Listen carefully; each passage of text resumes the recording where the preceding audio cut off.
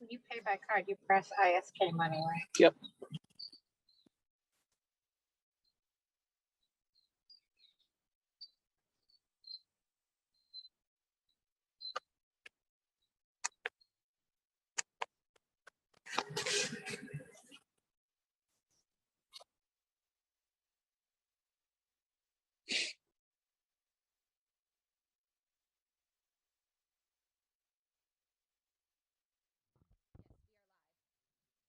Okay. All right, good evening, everyone. Welcome to the September 20th, 2022 meeting of the Zoning Board of Appeals. Now being after 7 p.m., we're going to begin our agenda. Marissa, do we have any, and I should first note that we are in a hybrid format. We have 3 members here present and 2 members currently who are joining us by Zoom. So do we have any meeting minutes to approve? I do not have meeting minutes for Okay. tonight. And we're gonna do, we're gonna go right to item 3, right? I rearranged the agenda, so it's now item 1. Oh, it is item 1. Yes. Oh, well, I have my agenda from earlier. Okay, great, I see. Okay, so the first item we're gonna get to, it now being after 7 p.m., is petition 2217 by Julie Gordon for 115 Greenwood Ave for a use special permit for construction of a basement accessory dwelling unit. Okay, and I understand they're gonna be joining us by Zoom? Yes, Scott and Julie are zooming in from Iceland. Okay. Scott and Julie, can you hear us? We can? Yeah. Can you hear us? Yes. So, you guys can just explain to the board brief. Is your contractor on tonight as well? No, just us. Okay. So I will pull up the materials if you wouldn't mind just explaining to the board the gist of your application. Yeah, our daughter is going to San Jose State, and we've got a partially finished basement that we are planning to turn into a apartment/dorm room for her. By adding nothing structurally, just adding a kitchen, bathroom, shower. And it's got a separate entrance already, and we're going to add a special another egress in the bedroom to bring it up to code. And that's our plan. Okay. Is there anyone who had any questions about this petition? First, I'm going to ask if anyone present here. Hearing none. Anyone on Zoom? Feel free to Mark, use. I had a question. Oh, sure. Do you have architect stamp drawings or anything, or is this just, the plans look so rudimentary, and I just didn't know, they weren't drawn to scale. Are you planning on having an architect involved, or a design professional, a builder that is going to create any kind of building plan?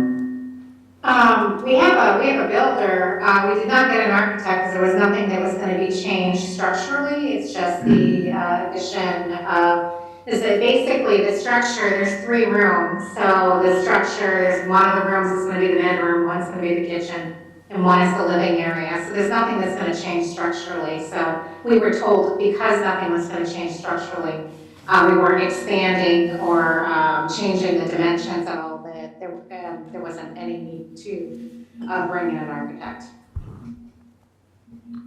Okay, thank you. What's the total square footage? It's 480 square feet. How much? 480 square feet. Okay. I'm trying to think what's the limitation on it. 800. 800, isn't it? 800. So it's well below. So is there anyone that's on Zoom that had any questions?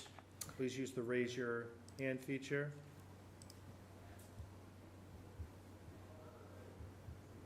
I'm not Hearing seeing none, any hands. Yep. right? Nope, no hands. Okay. I'm going to make a motion to close the public hearing. Do I have a second on that? I'll second. All in favor? I'm gonna do a roll call because of people by Zoom. So I am a yes. Heather? Yes. Tony? Yes. Andy? Yes. Brad? Yes. And in terms of any debate amongst the board, oh, Paul is here too. I haven't crossed through the board yet, so you're yes. Okay. Yes. I'm gonna cross through the board. I'm not sure when you jumped on, Paula, so but At the beginning, sorry, as soon as they started talking, I was about 3 minutes late. Okay. So I don't have any issue with this petition. Not sure if anyone on the board has any issues with it. Wanted to talk about it at all. It's pretty straightforward. Is there anyone that wanted to make a motion on this petition? I will. Okay, thank you, Brad. Sure. So I'll make a motion to approve petition 22-11 to add an accessory apartment under section 5.11.1.1 the bylaw, and just to make sure that it is designed and used consistent with that section and the limitations that are listed in that section. Okay, I think it's 2217, so I'm gonna do a roll call. I'll second that. Brad, you're a yes? Yes. I'm a yes. Heather? Yes. Tony? Yes. And Andy? Yes. So we have 5-0. So you have your relief. Brad will write a decision. He'll file it with the town clerk in the planning department, and you'll have to wait 20 days for the appeal period after that, and then you can go ahead and take that, record it, get your building permit, and comply with the provisions. So good luck with your project, and enjoy the rest of your vacation. Thank you guys very much, thank All you. right, you're welcome. The next matter that we have is petition 2107, Daniel Dunbar from 6 Connelly Ave, a request to extend the time frame for exercising a permit. Yes, Zach Millay from Pittman and Worley Architecture is here speaking to this petition. He is here through Zoom as well. Okay,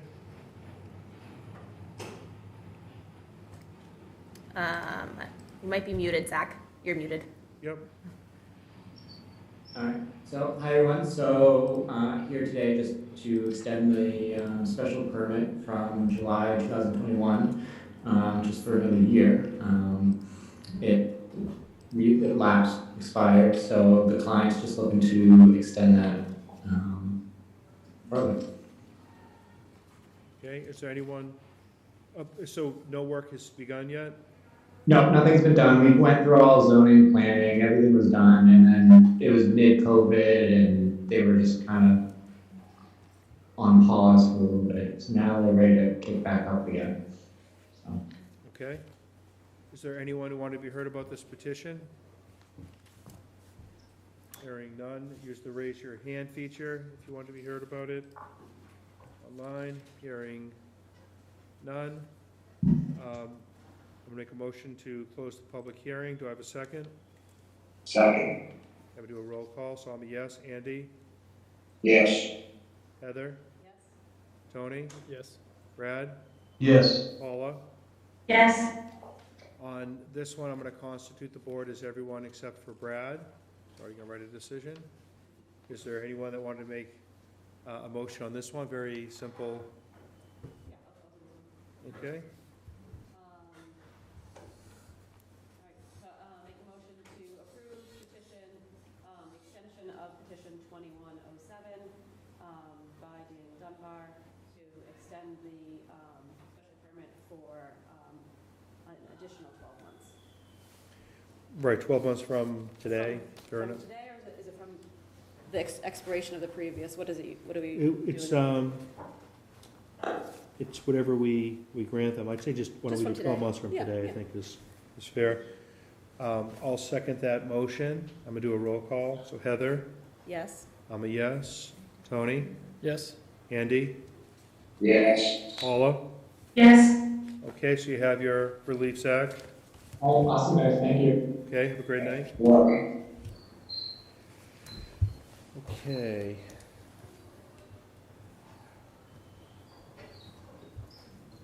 I am going to, I think, actually, we're a little later on that, so we're gonna stick with 7 PM.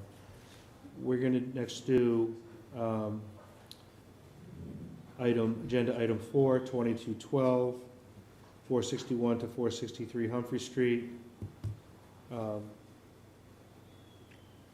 And I believe the petitioner is on Zoom.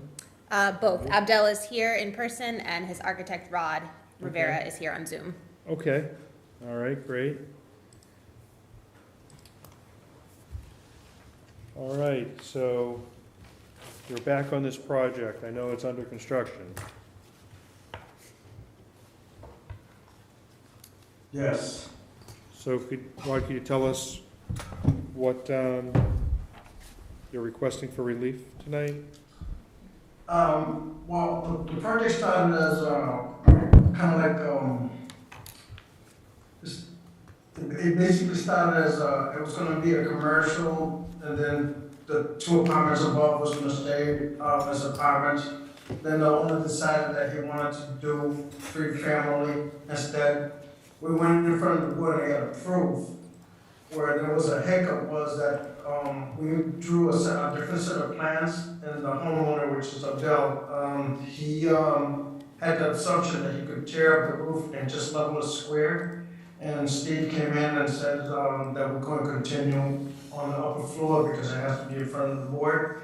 He showed us the article that explained that, and this is what we're asking, is we're going to put it back together how it was, except we were asking a variance to increase the height, because before it used to be 1.5 feet from the floor and then the pitch up.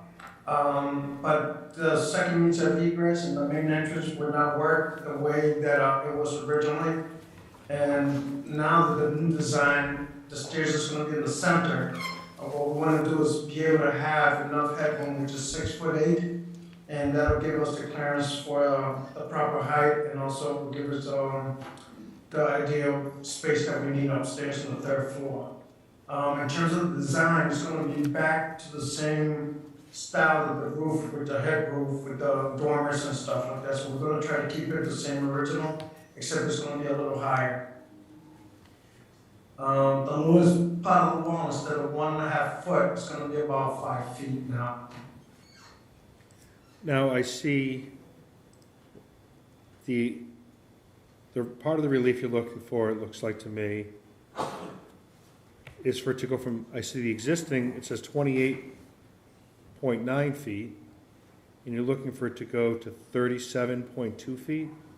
Well, the 29 feet would represent the flat roof that it was. Now that we can't have it that high, in terms of the flat roof, and Steve had asked, the building department had asked to bring it back to its original character. So we asked them to work out what would be the better way of doing it, and what he allowed was that as long as the square footage inside within 7 feet is less than the half of the 2nd floor, that he will allow it as long as the board approves it. So I'm trying to understand. So when we approved it several months ago, it was for 2.5 stories? Correct. Leaving the building the same footprint, not touching the building or the roof rather, leaving it the same way that it was. But when I gave the owner a new set of plans with the design that I proposed originally, and we went to the building department, he had the idea that we could just tear the roof, and Steve, the building department, have told us that we cannot do that, that we have to go in front of the board again. So this is why we're asking for that. Hey, Mark. Yeah. Do we not have, I'm hearing, a knee wall of 1.5, going to be about 5 feet, the height's going to be, do we have some plans that show exactly, What we what approved? he's drawing, or are we just getting? there is a set of plans, there is a set of plans. Hang on, Andy, I'm sharing my screen, sorry. I was gonna ask Steve, And who's then here. we're running into the 2.5-story problem. Yeah, That's why he's gotta keep the, part of it below the 7-foot line. Okay. so Steve, All right, you reviewed the thanks, new Melissa. plans? Steve, could you Yeah. explain So just what you to sum it understand? up real quick, originally, the set of plans that was submitted to the ZBA was not to touch the building on the outside at all, including the Yeah. roof. Somehow, another set of plans came in a lot later, with a full 3rd story and a flat roof. That's when I stopped the project and said, you can't do a 3rd story. You could put it back exactly the way it was, or if you want to change it from the way it was Yeah, to 2.5 stories, you would, if you want to change it at all, because the original decision said it was it was approved by the set of plans that was submitted. So I said, if you want to change that at all, you need to go back, and I Okay. explained the whole 50%, a half story to them. right. So they're trying to put back on the 3rd story, that half story, make it a half story, and make it, try to be architecturally consistent, but it's taller. Correct. Yeah, because he's trying to put all the volume that's on the perimeter inside the center. That's why he needs the height variance. Mm-hmm. Correct. That's what he's asking for. I'm having trouble seeing this as 50%. Yeah, me too. When we're showing where the 7-foot mark is, and then there's all these dormers, I don't understand how it could possibly be, that's only 50% of the 7 feet. So Steve, did you look at that calculation at all? So they did let me see if I can find this page. They did do a sketch. It's A6. A6. Mark? Yeah. To answer Heather's question, Yeah, it's more semantics than actual visible. Getting it done because if the dormer's knee wall is less than the 7, clearly the 9-4. yeah, that doesn't count. Let me see. So I think it's page A6. They did the calculations. Oh, I would okay. confirm them when I went So out there, 50% but of it the could be too flight- late by then. right, so you see it in the note on the left side, the page. 1174 is, so it's gotta be less than 50%. 587, so they're 528. It's gonna be less than 50%. Andy, can't hear you too well. 7-foot Andy, clearance. That's what it is. You're still using 100. Yes? We can't hear you well. yeah, you're fading in and out, Andy. No. Now All we- right, then don't worry about what I'm saying.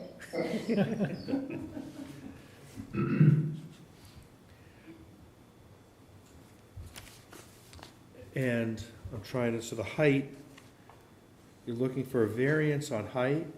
Is that what I understand here? I don't think of variance. I just heard a variance earlier, so I was wondering if, Mark, Yeah, over the 35 feet.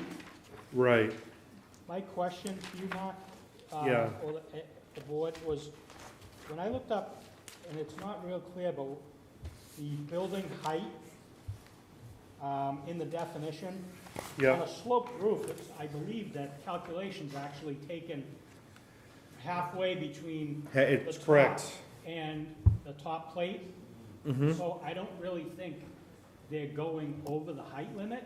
right, I think I just explained, if they were gonna change this in any way from it was originally proposed to you, it needs to go back to you because they're deviating from the original plan. right.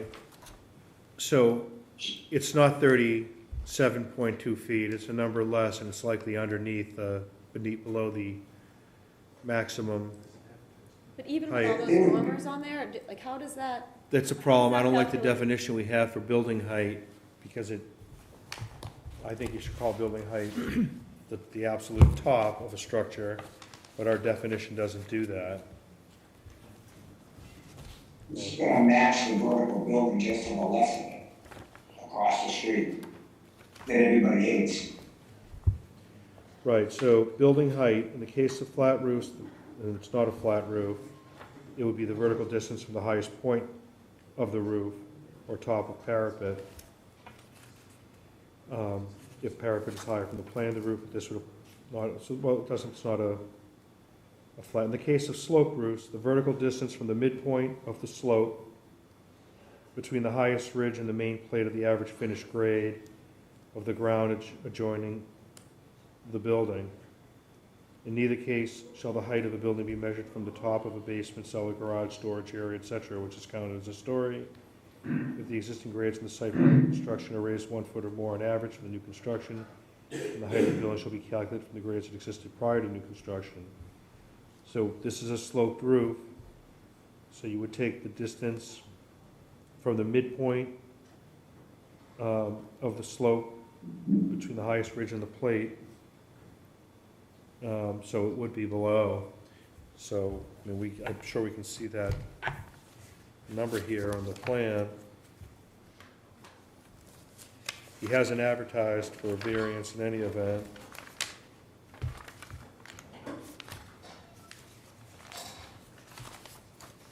How would we grant that? What police would, how we wouldn't grant that?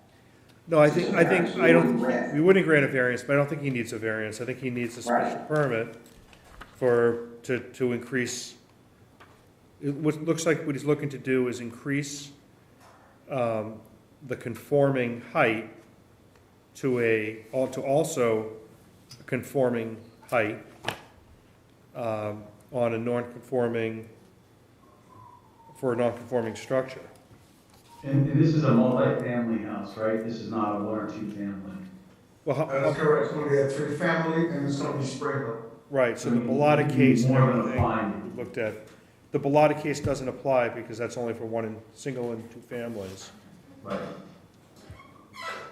So, I mean, the only place where the roof line is going to be, or where the space inside the is going to be below the 7 feet are the 4 little corners.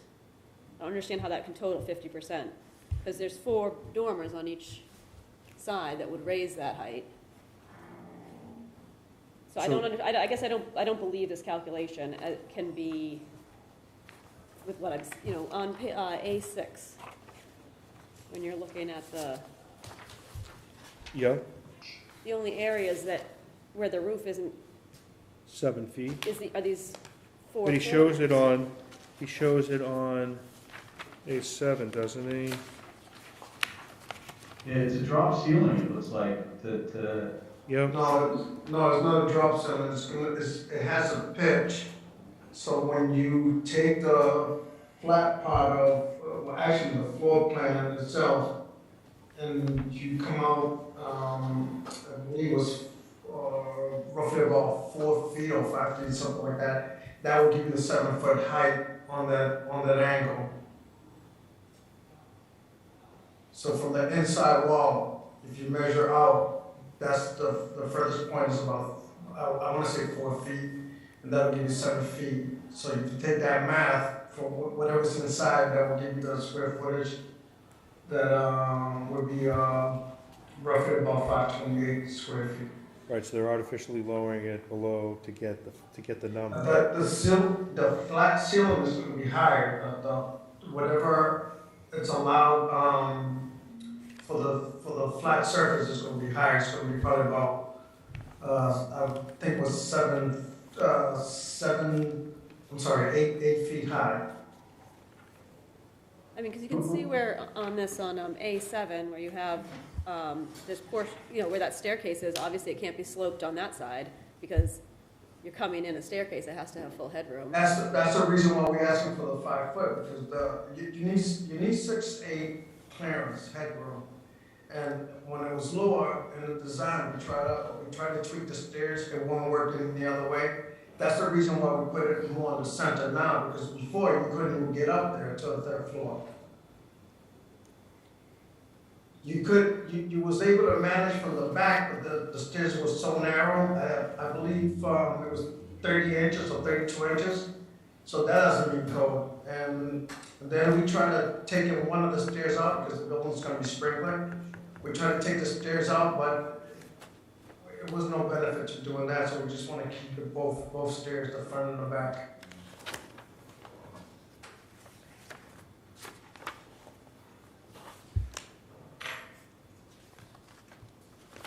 Okay, while everyone's looking at this, I wanted to see about if there's any public comment about the proposal. Is there anyone here that wanted to ask any questions about this petition? Anyone on Zoom? I have a, I see Mary Ellen Fletcher has her hand raised. thank you.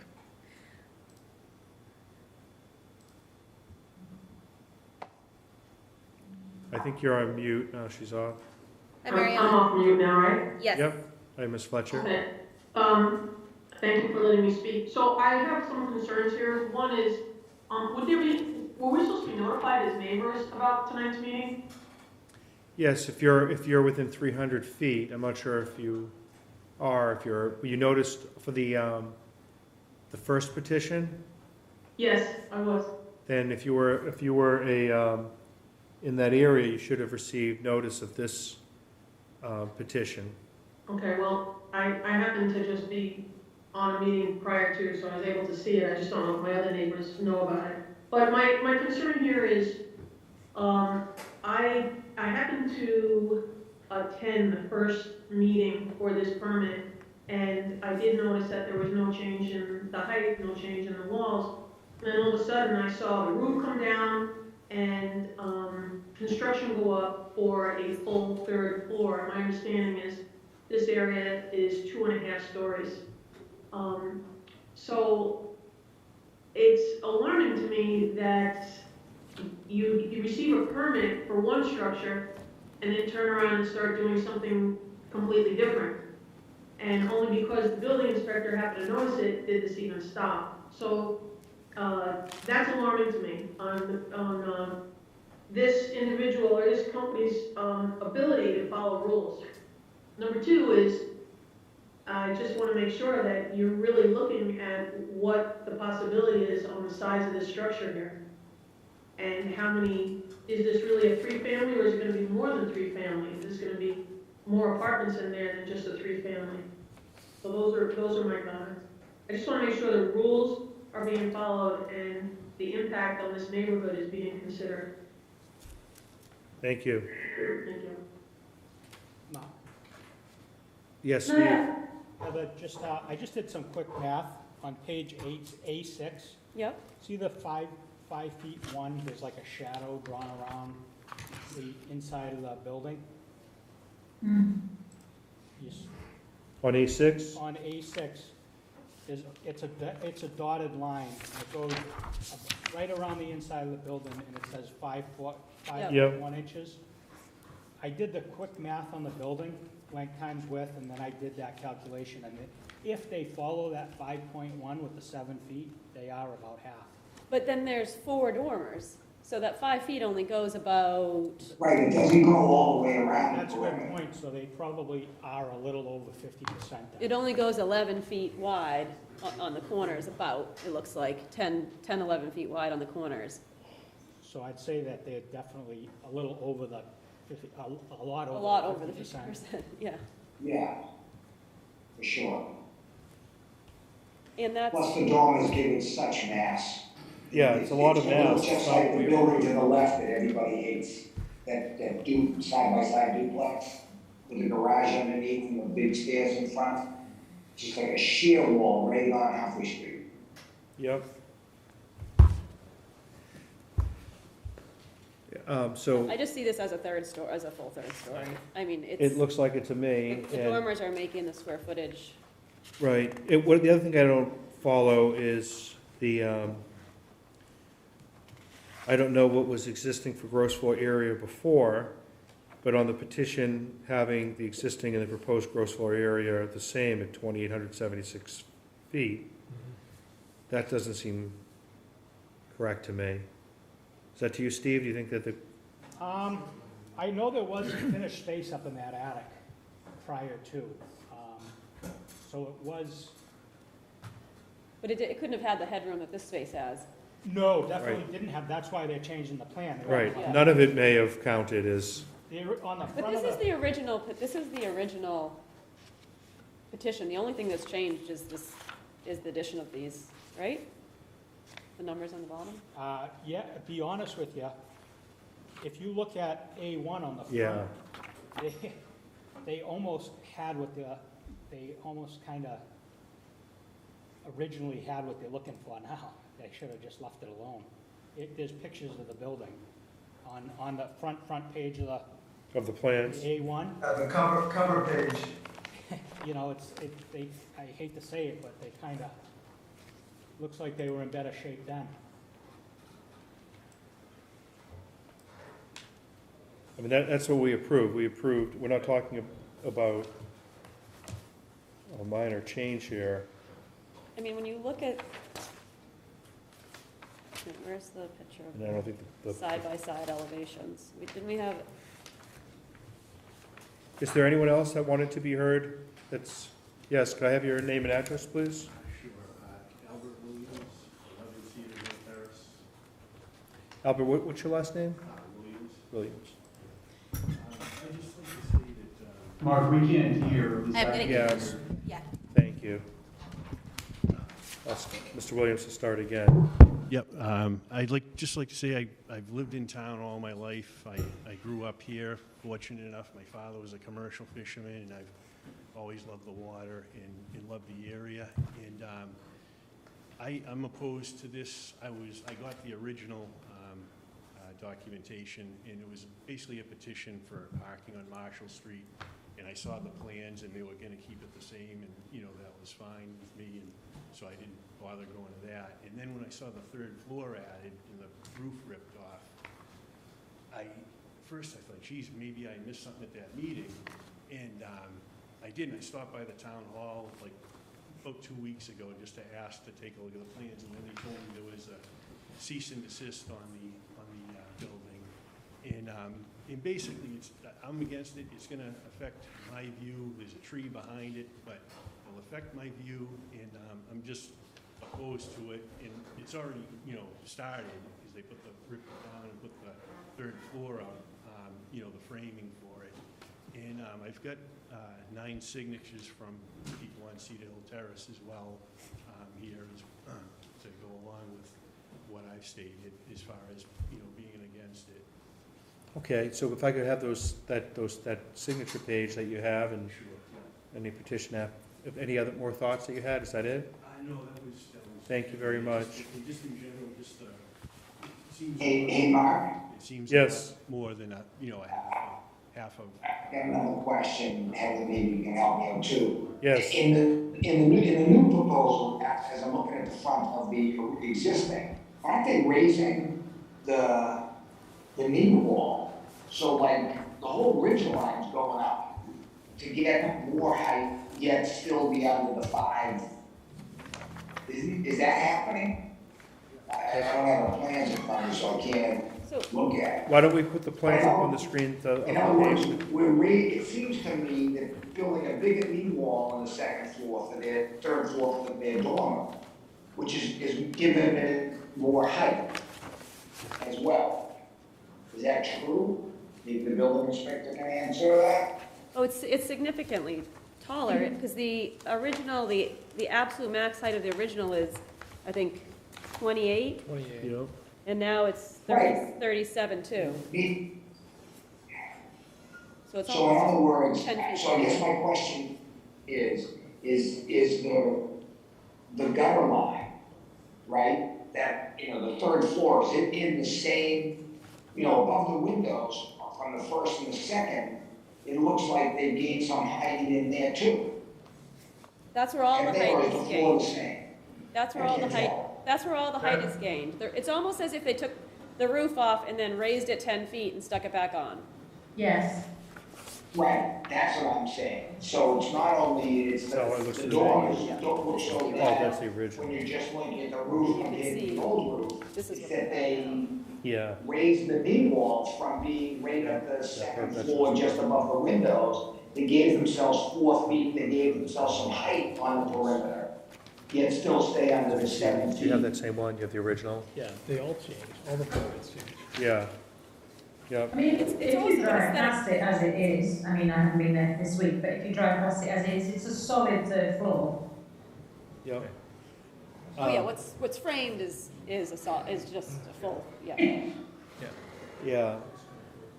I can tell you already my thoughts on it are, there's no way that I'm gonna permit what's proposed here for the 37.2 and going from what we approved the last time, have non-compliance and then have it massing increase so dramatically. That's the problem. Yeah, Can I ask a question as well? I'm pretty sure when this came in front of us beforehand, last time, we asked that the garage was demolished. Is Yeah. that still happening? Yes. Okay, because it's still there now, I'm just wondering. Well, we have to keep supplies and equipment there, so that's the reason we're still there. Okay, it doesn't look like it could hold anything at the minute, but okay. so is there anyone else on Zoom that wanted to be heard about this petition? I think I did have another hand raised. Daryl Smith. He's right next door. Right, and I think. Two doors down. Hello, can you hear me? Yes,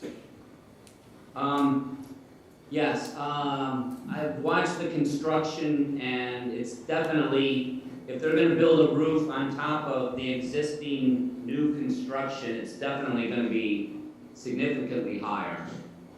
It's not gonna be that high anymore, it's gonna be cut down to what we're asking, which is 5 feet from the floor to the double plate. And then we're gonna start the roof. So, but as you built it, the roof was to go on top? As it is now? with the planning? As it is now, it's gonna be a flat roof, but because, the building permit, yes. Yeah, but that's not what was permitted.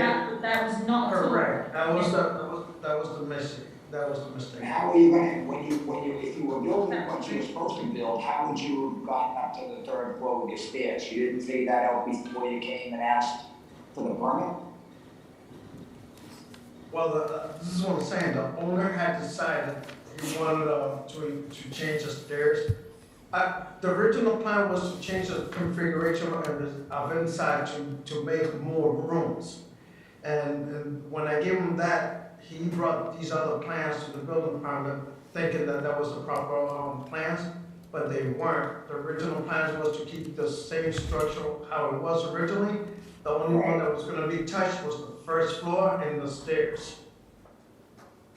So in other words, under the original plans, you could get up to the third floor, your third floor isn't as big as he wants his third floor to be at the end of the day. There was an exterior egress on that building. No, that was just a porch, but not a set of stairs. Oh, it didn't go all the way up. Well, I think originally, at the first zoning board meeting, this is Daryl Smith, I'm at 459 Humphrey Street. And originally, there were stairs on that porch that went to the ground, and the requirement was for a second means of egress that those stairs had to be somehow supported on the outside of the building. And then, but the zoning board required that he tear down the garage. Right, because that had half a car in, half a car out, that would have been. Right. We'd all have to quit the zoning board if we approved that.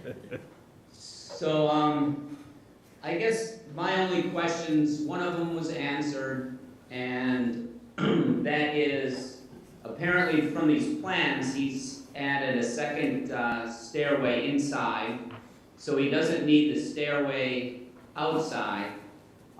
He still does need to get rid of the garage, and I would The height definitely bothers me. You know, it's not my decision to make. It's up to you guys to make the call.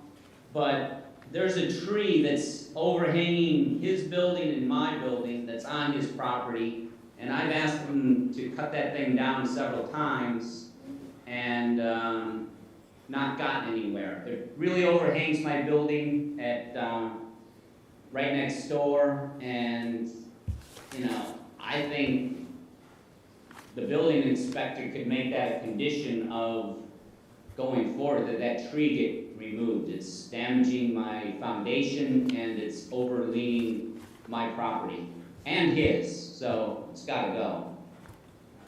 So that's all. Okay, thank you. Yep. So I can tell you, my feelings are that you can't give somebody more relief. You get a small third floor than you want. Yeah, you need a smaller third floor, right, at the same height that we were at before. You know, it's got to be the same height where it was. We're not approving additional massing. I mean, that's how I feel. I can poll the rest of the board, see if everyone feels the same way. Tony? I'd agree with that, yep. I agree. Heather? Brad? Yep. Paula? So Rod, what I would say, I think you have two choices, really three choices. One is to go back to the drawing board and come back with what you want for plans for our next meeting. Number two, if you restored it the way it was, with the same height and the same dimensions on the exterior, I'm sure the building inspector would approve plans that we're going to restore it so that it met the approval that you had the last time. So if you weren't looking for any relief from the ZBA. Or number three is you could look for a vote for us tonight, and I'm sure your vote's going to be no, and then you'd be stuck with an appeal. So that's I'd rather just put it back, because this property is costing a lot of money, financial hardship to the owners, and it's nice so how it is now. And we thought that doing it this way would help, but if it's not allowed, then it's not allowed. We have to do what we have to do. Yep, I think your client like to be heard. Yeah. Yes. Oh, I know this is, you know, just whatever it is, but just explain something. We never have bad intention to do anything bad, okay? Because or what I see, I'm not like an inspector or doing it. No, I send those plan, I get the permit, I start working, okay? It was some misunderstanding or something. My attention, when he came to the board the first time, it was for relief for the parking. I never show that the building will look like this or look like that. I was here for the relief of the parking, nothing else. My approve, it was there. Okay, I approve you for this. We never have attention that this is the building it look like or something, because all what we need is relief for the parking. That's in my head. I never had bad intention to do anything. I spent a year and a half waiting for the permit to have it in my hand to start working. Mm-hmm. This is you understand. When I have my permit, I turned down the third floor based on what I see in my plan. Right, so it was a mistake. It's a mistake. Yep. What I'm asking everybody right now, it's just like to think about my side. It's not we did something like sneaky or something. Right. And then we start working. Yeah. When the building inspector call us, we stop working. They can tell me, okay, we have one option. Put it back as it was, start working, or think chance, go to the board and ask for this relief. I'm asking you guys today, it's like it costs a lot of money. Right, it's unfortunate, but Yeah, I know, but we have opposition from neighbors. It's increasing the mass quite a bit, and then it's also what happens for the next person whose intentions may not be as honorable as yours, that it wasn't just a mistake, and they come here and they say, well, it was a mistake, you did it for the last person. So it's tough. The way I say this, just to clear air, we are not sneaking or doing something like this. It was a mistake. It was honest mistake, nothing like really bad intention or doing something that not this. My approval, when it came, I asked for the parking. I never, we have to show the building how it was, because it's there. And it was no attention to me that we approved the building like this height or this. We didn't know that. And then when I get the permit, it took me 6 months to get an answer. I get a permit, I went and did the job. Just Right, like, our decision- the reason I'm saying this, it happened what happened, just to clear air to other neighbors or people that complaining I did nothing like sneaky or something. Right. So we're not making any type of finding, no one's accusing you on this board of doing anything sneaky or untoward. We're seeing, you're looking for relief, we're looking at the relief you're looking for, and we can't give it because it's too much relief. What kind of too much of it? To add essentially all of this additional height to the structure. The height inspector, he just mentioned to you that the height, based on calculation, it was still there. That's what you would measure for but it's not just that. That's what a half story is, but your calculation that you've provided appears to be incorrect. So the calculation shows that it's under 50%, but the building inspector has looked at it again here and determined that because it's not in accordance with the definition, because there are areas under those on each wall, on each dormer, that would not be included. So it looks like it's more than 50%, and the ultimate height of the structure, the massing of the structure, changes significantly. If you look at the comparison, like Heather was showing me, from what it was, looking at this where the roof starts right above the second floor windows, you have massing. Now when you look at it, you have the second floor windows here, and then you have all this additional massing above. Yeah. So it's a significant change in my mind, I think also in the other members of the board. So I'm sorry we can't grant you the relief. If we could, I'm sure we would love to make everybody happy, but that's not our job here. Unfortunately, we can't do that. You can see it there on the screen, the difference, what I'm talking about with massing and the ultimate top ridge height, the top of the structure. So what I would suggest that you consider doing is you could continue this hearing to next month, so that if you come up with a plan where you're looking for more modest relief, that isn't going to be as dramatic as what you're looking for here, some that, working with the architect, you can come back without having to file another petition, or you could just decide to build it the way that it was, restore it, and you don't need any relief from us to do that. So I have to ask you to agree to either continue it to next month, or we need to take or just to withdraw your petition. I'll just put it back as it was, and then that's it. I don't have time for this. Let me just check with your architect to see if he agrees with that. Well, Rod? I would do whatever the homeowner would like to do. The only reason I'm suggesting continuing to next month is if you came up with something, or if you did have any minor changes that you needed to make, you don't have to file another petition for it. Question. I'm sorry, what I was thinking now is just because you guys are concerned because of the dormers, on the other areas, just put a knee wall away from the perimeter, which will probably bring it back to the half percent. It might, but you still have, you're changing that half story. I'm trying to think if that change, if it's a half story to a half story. He hasn't addressed the mass. Right, but I'm wondering if we have, yeah, because it's a non-conforming, multifamily non-conforming structure. building, he can't just. Can't just modify it and raise it up We don't, You so know, much. he Yeah. got parking relief because that's what he asked for. If he wanted to touch the building, he would have to come back and say, I want to tear the building apart. And we Yeah. would discuss that. Right.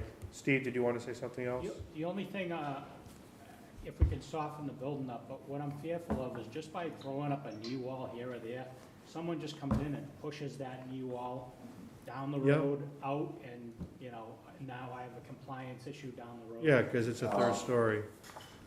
I know, but I'm in the middle of it. So Rod, the only thing I was thinking about with continuing is if there was, just so you preserve your rights to, if there was something minor that you needed to change, configuration-wise from what was previously built, if there was something minor, then you could bring it up at the next meeting. And could they withdraw in between? And you could withdraw in between if you don't want to come back.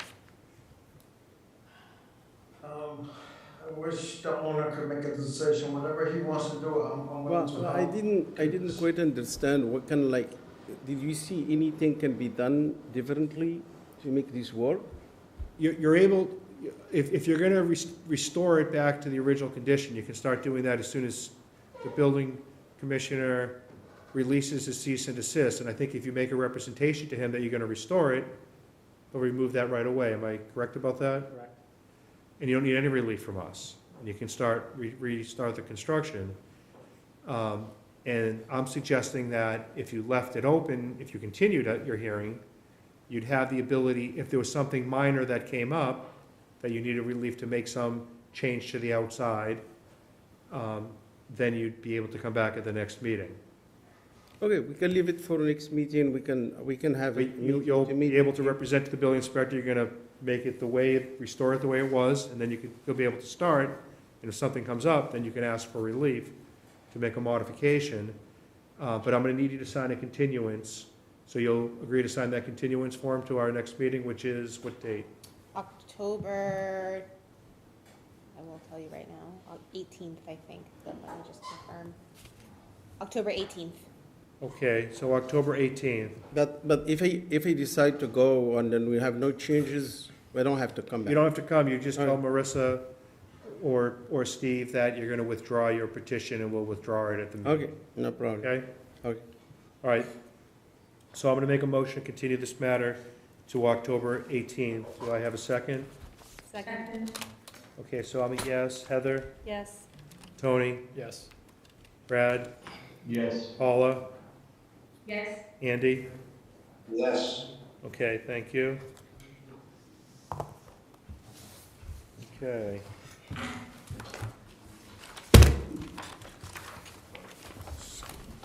Here. All right, hey, Mark, I'm out, okay? Okay, all right, Andy has to leave our meeting now. All right, thank you very much. Okay, thank you.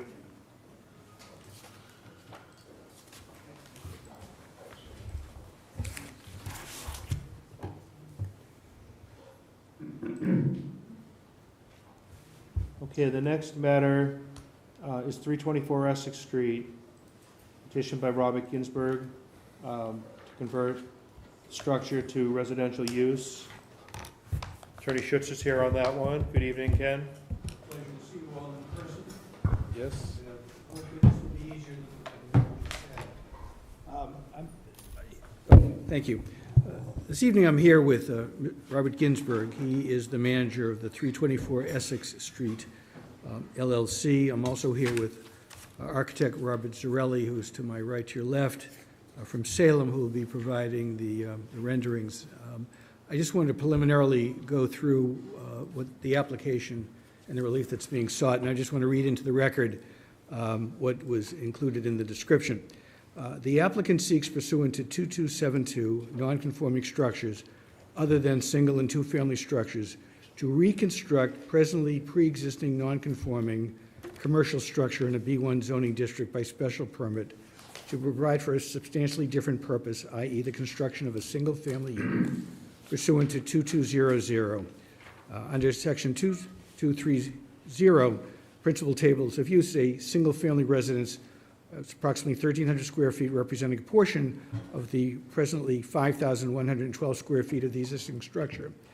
The alteration from the use from a commercial, which is currently a professional building, to a single-family residence is permitted in a B1 zoning district, inasmuch as the change and alteration shall not be significantly more detrimental than the existing non-conforming structure to the neighborhood. The applicant suggests that the proposed use for residential purposes is consistent with the neighborhood in that the neighborhood is predominantly single and two-family structures.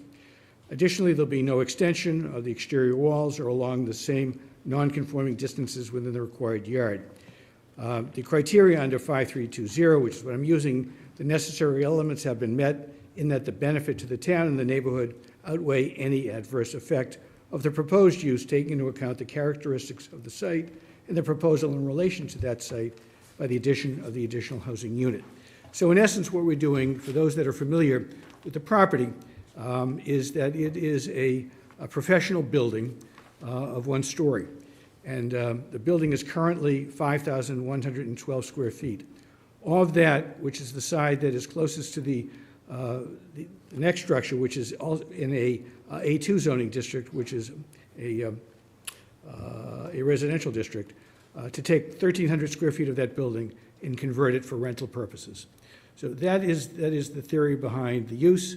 That is the theory behind the request for the special permit.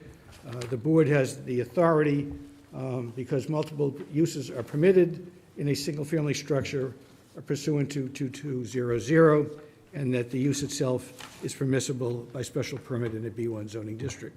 So Mr. Zarelli is here this evening. He would wish to provide you with copies of the plans, or if you want to just inquire of Mr. Zarelli exactly what is being done, he is here to answer those questions. Okay, maybe first, good evening, Mr. Zarelli. Could you tell us a bit about the petition, and Ken, does he have a microphone in front of him as well? He does now. Thank you. Let the work. The building itself, the history of the building was that it was a soda plant at one time, and it is built very strongly. The metal posts and heavy timbers in it, the posts, interestingly enough, are iron. They're not steel.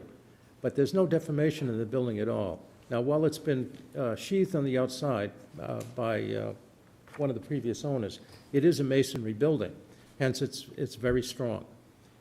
As Ken mentioned, we propose no extensions on the outside of the building. However, there is currently an access ramp that we're proposing to move more centrally in the building rather than at the one end. We're proposing to provide a significant amount of planting at where the current ramp is. And the current ramp, by the way, is pretty rickety, so this is a good change.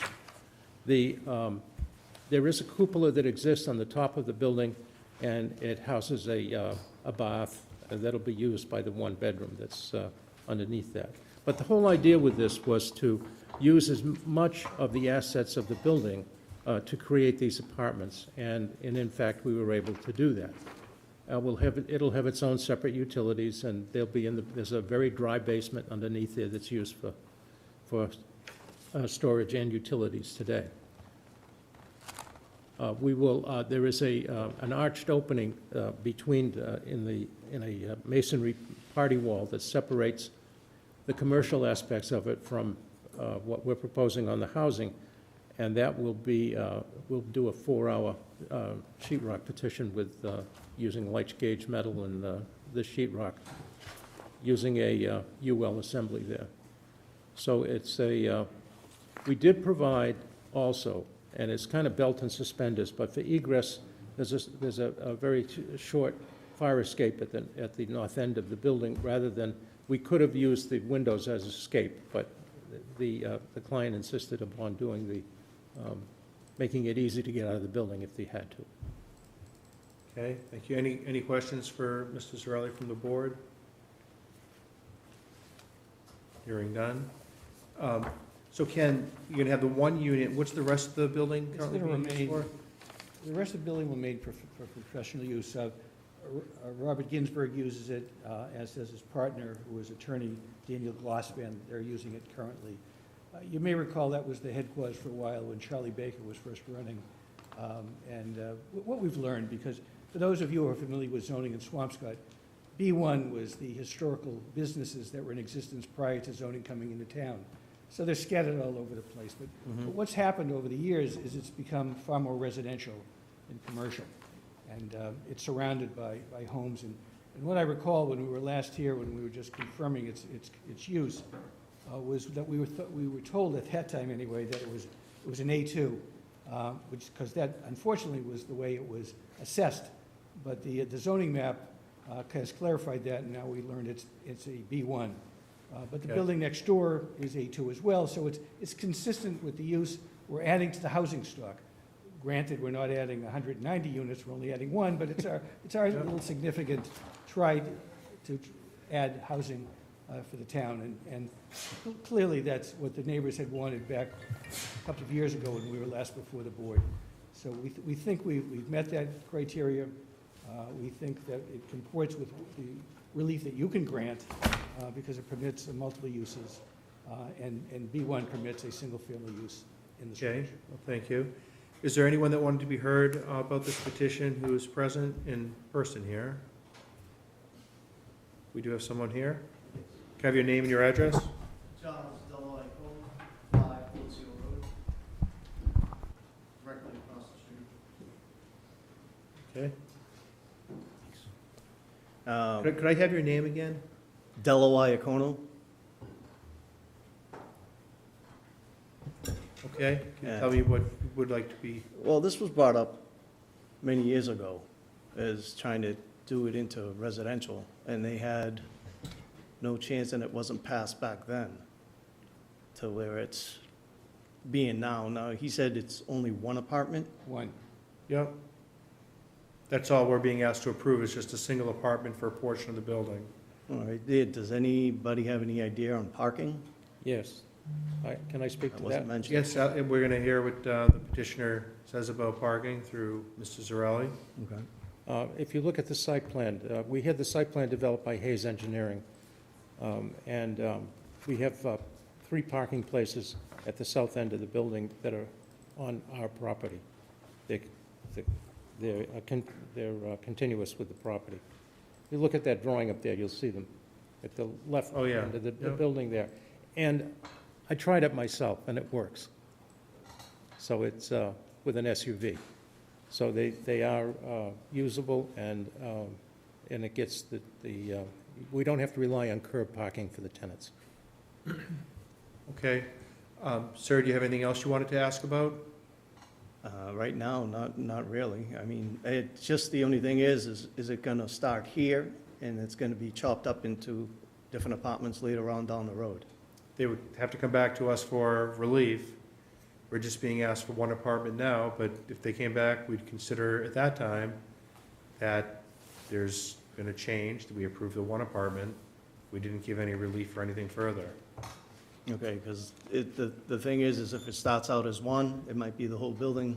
I can't tell you what the petition is going to apply for later and ask for later, but in terms of the criteria that we're asked about to convert a portion of this building for one unit and how it would affect the neighborhood and the criteria that we're to consider, which is 5.3.2.0. Single, one floor, or is it 2-story? Yeah, so we have criteria that we're required to consider, and that's part of their presentation. That is their presentation, that they've provided evidence that there's no detriment. There's a lot of different uses that could go in there as of right. And the question is the residential use, which is conducted throughout the area and in the neighborhood, if it's not more detrimental than what is presently there. So is there anyone else that wanted to be heard about this petition on Zoom? You may use the raise your hand function if you have. I do not see anyone. So I just wanted to get our criteria there. Is there occupiable space in the cupola? There's a staircase on the plans that show There's a going up. toilet room up there. Toilet room. Yeah, I'm sorry, there's a bathroom up there. Okay. So I was gonna make a motion to close the public hearing. Do I have a second on that? Second. So I am a yes. Heather? Yes. Tony? Yes. Brad? Yes. Paula? Yes. Did the board want to have any discussion before I made a motion on this? So I'm going to make a motion to approve petition 2216 and to make findings that the application and presentation by the petitioner meets the criteria of 5.3.2.0, that the social, economic, or community needs are served by the proposal to add a housing unit, that the traffic flow and safety, including parking and loading, has been adequately addressed with the 3 parking spaces shown on the site plan, that there's the adequacy of utilities and other public services is not a relevant factor to consider. The neighborhood character and social structures is consistent as there are many residences in the neighborhood, that the impacts of the natural environment are improved by the plantings that are shown on the application, and the potential physical impacts, including impact on town services, tax base, and employment, are a neutral factor. So based on that, I believe the applicant has met his burden to get the special permit, and subject to compliance with the application and the plans that have been presented, including the maintenance of those parking spaces for the residential use. I would grant the special permit that's requested to convert to the apartment to residential use, convert this to an apartment for residential use. Do I have a second on that motion? Second. We'll do a roll call, so I'm a yes. Heather? Yes. Tony? Yes. Brad? Yes. Paula? Yes. Okay, thank you. Ken, would you be able to draft a It would be brief? my pleasure, and it will also Thank be you. subject to the plans that were submitted by Yep, Mr. Zarella. great. Thank you. Thank you very much. Thank you, folks. The long time means we're good, we're still here. No, this was still here.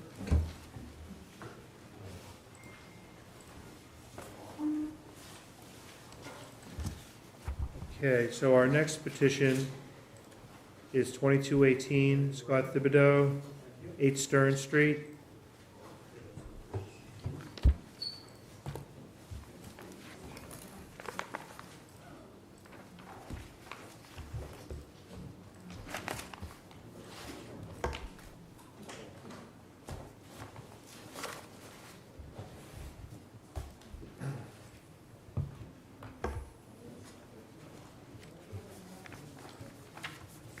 Okay, so is Mr. Thibodeau here?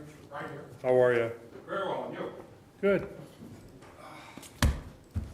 Well, good evening, ladies and gentlemen of the board. My name is Scott Thibodeau. I live at 8 Stern Street here in Swampscott. I'm here with my wife Kathy. We are requesting some relief to build a 274 square foot addition onto the rear of our house. And the reason for this addition is, about 1.5 years ago, my mother moved in with us. She just turned 91 the other day. She is a registered voter here in town, so she's a real townie now. But it's really hard on her to get up the stairs, to get upstairs to go to bed. And it's almost impossible for her to get up over the tub, to get in, to take a shower. So we would like to put her down on the first floor in her own little corner, so she doesn't have to navigate the stairs and maybe fall down. So that's basically why we're here.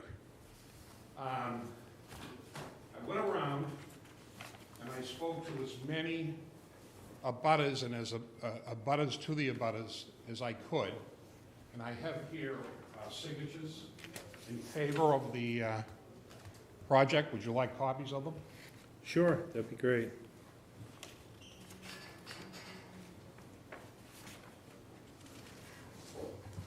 Thank you. You're welcome.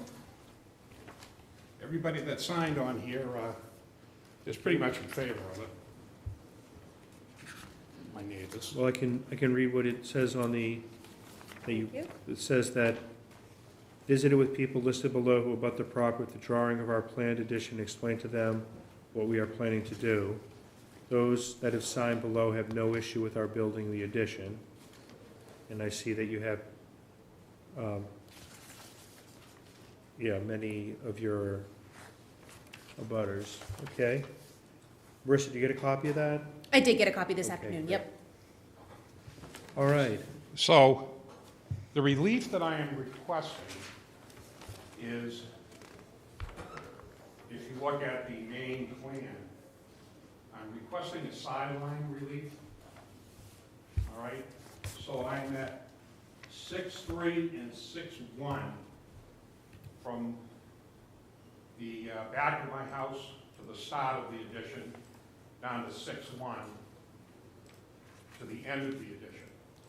So I'm requesting that side relief. Yep. And then I am 5'1". Thank you.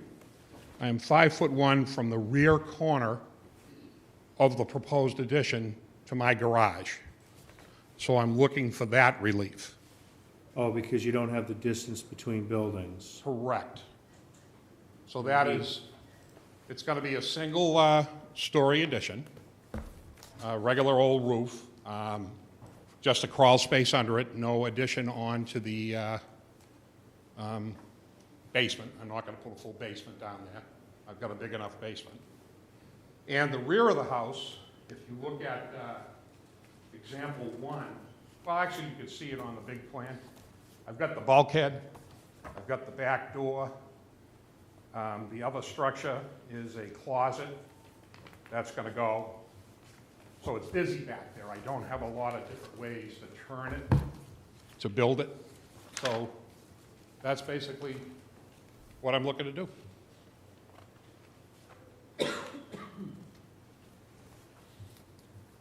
Trying to recall our section for the distance between buildings. 2.3.3.1. 10 feet. 2.3. 3.1.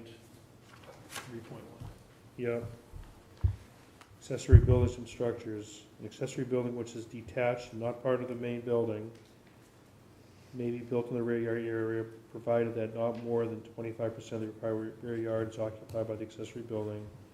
A detached accessory building shall not be located nearer than 10 feet to the principal building, nor nearer to the rear side lot line than greater than 5 feet or 50% of the relevant prescribed minimum setback. So it's the 10 feet.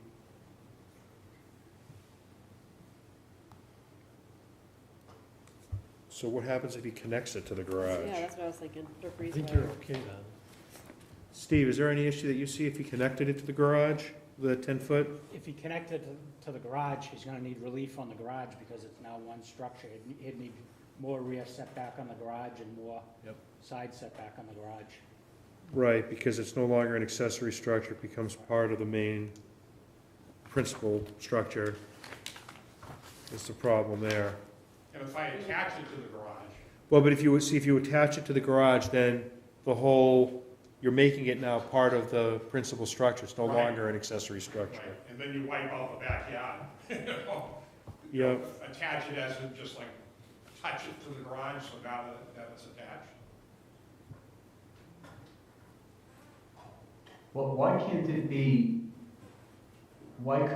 built so that it hugs the back of the, if you took that shape and just, if you turned it so that it abuts the back of the house, So now it's more horizontal. Would you then have distance from the garage, or would it, it would be No, the driveway? I would not have the distance from the garage. The architect that I used, Craig Bosworth, he and I, we did all kinds of different scenarios. We could make it long and skinny and crooked, it would look like something out of Hansel and Gretel. I mean, this is the neatest, cleanest way that's gonna look the nicest to the people that live, you know, on the side of my house. So I just wanted to run this by you guys and see if there's anything we could do. So, yeah, that's been a problem before that we've had, that 10-foot between the buildings.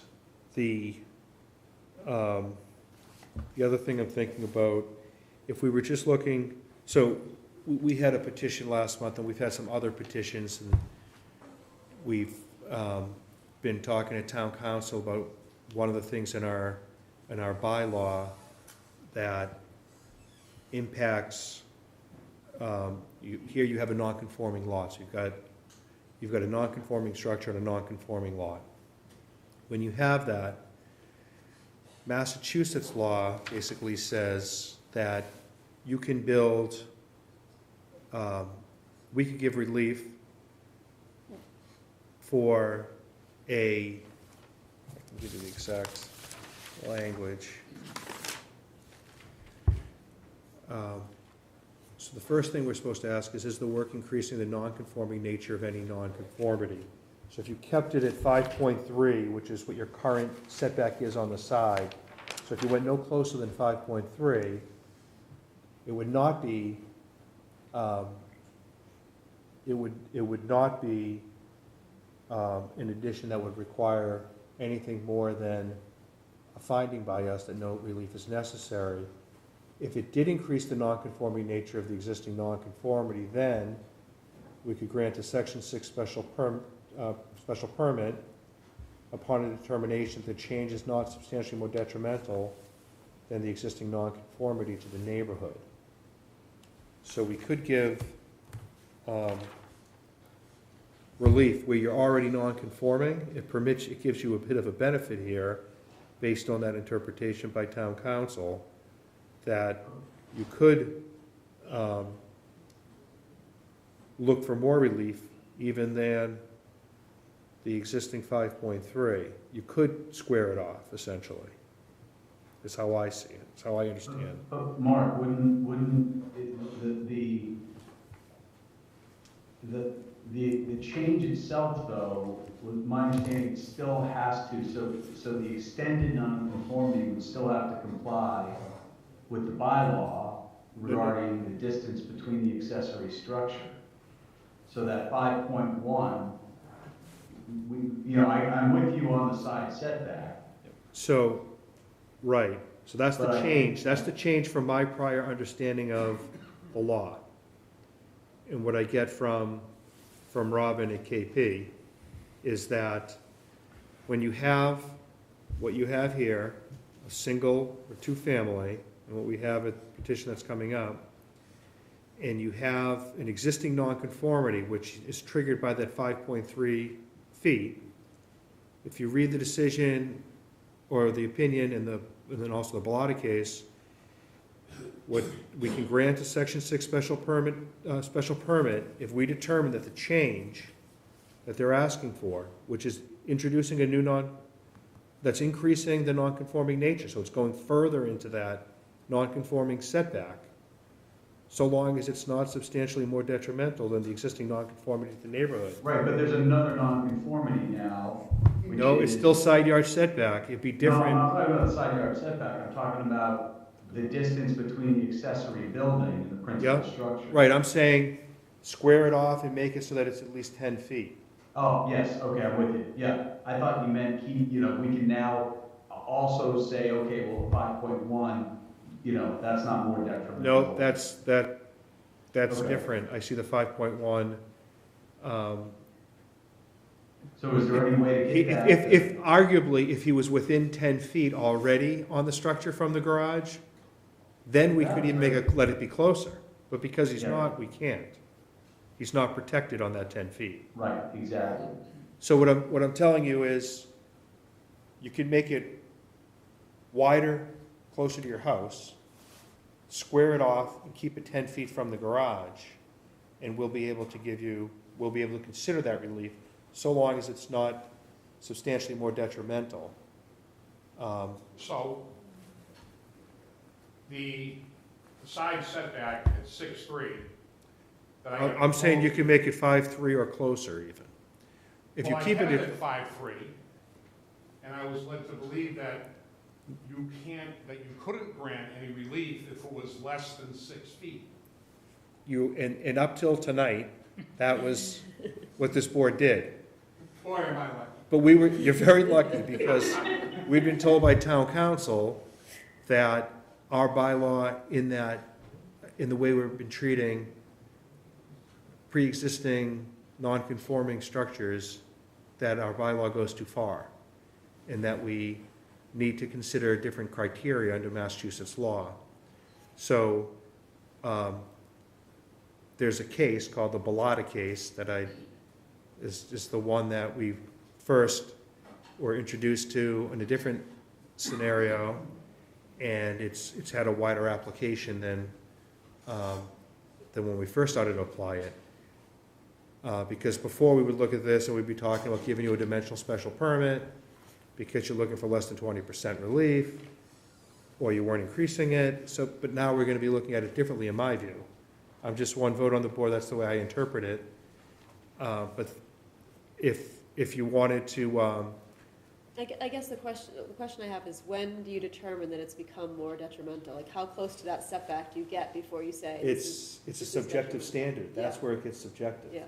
So our board, so in this case, if you look at it, there's no, the distance it's going to go back would be less. I don't know that it's going to be any more detrimental to the immediate abutter at 30 Dennison, if it went closer to the lot line. Are you saying he can go closer than 5'3" though, or is 5'3"? I'm saying that our board has jurisdiction to give him relief for closer. I don't know that our board would, but that's what the Bellotta case, so, that, to put it right on the property line would be extraordinary relief. Yeah. So, I think it's probably safe if you kept it at 5'3". Right. And then made it bigger, to keep it bigger at the, Closer to the closer to primary house. structure. Okay, Close. so, just another question. Do you know why you have to be 10 feet away from the garage? Is there a reason for it, or is it just It a was- rule, or? I think it likely was put in so that, Fires don't jump. fire, right, so for fire safety is So probably. Steve, if I put cementation siding on the outside of my addition. We don't have authority to vary it. Okay, just asking. No, that's, All right. we'd have to give you a variance, which we don't give. Right. I don't think that it's, that's an issue for our planning department and for town meeting to consider All right, changing no, that. I'm just asking the question. Yeah, no, it's a great question. So I can move this building back to 5'3" off the sideline, Off the sideline, so you can pick up a little bit more, and you can try to square it off just a bit. right? And Now, could I, One question, if you, can that at all be applied to this pre-existing garage if it becomes, if he does attach it? Can that same Yeah, theory apply? I would say, yeah, because that's part of it's a non-conforming structure on the lot, the same thing applies. Yeah, So you're saying, could we similarly make a finding that it's not more detrimental? to connect, because I would say That's a great the less thought. detrimental option would be to create a breezeway between the addition and the garage than to push the addition even closer to the butter. I would say that would be a less detrimental. Well, so if we said, okay, the garage itself is a non-conforming structure because it's got the 3 foot on the side. Yep.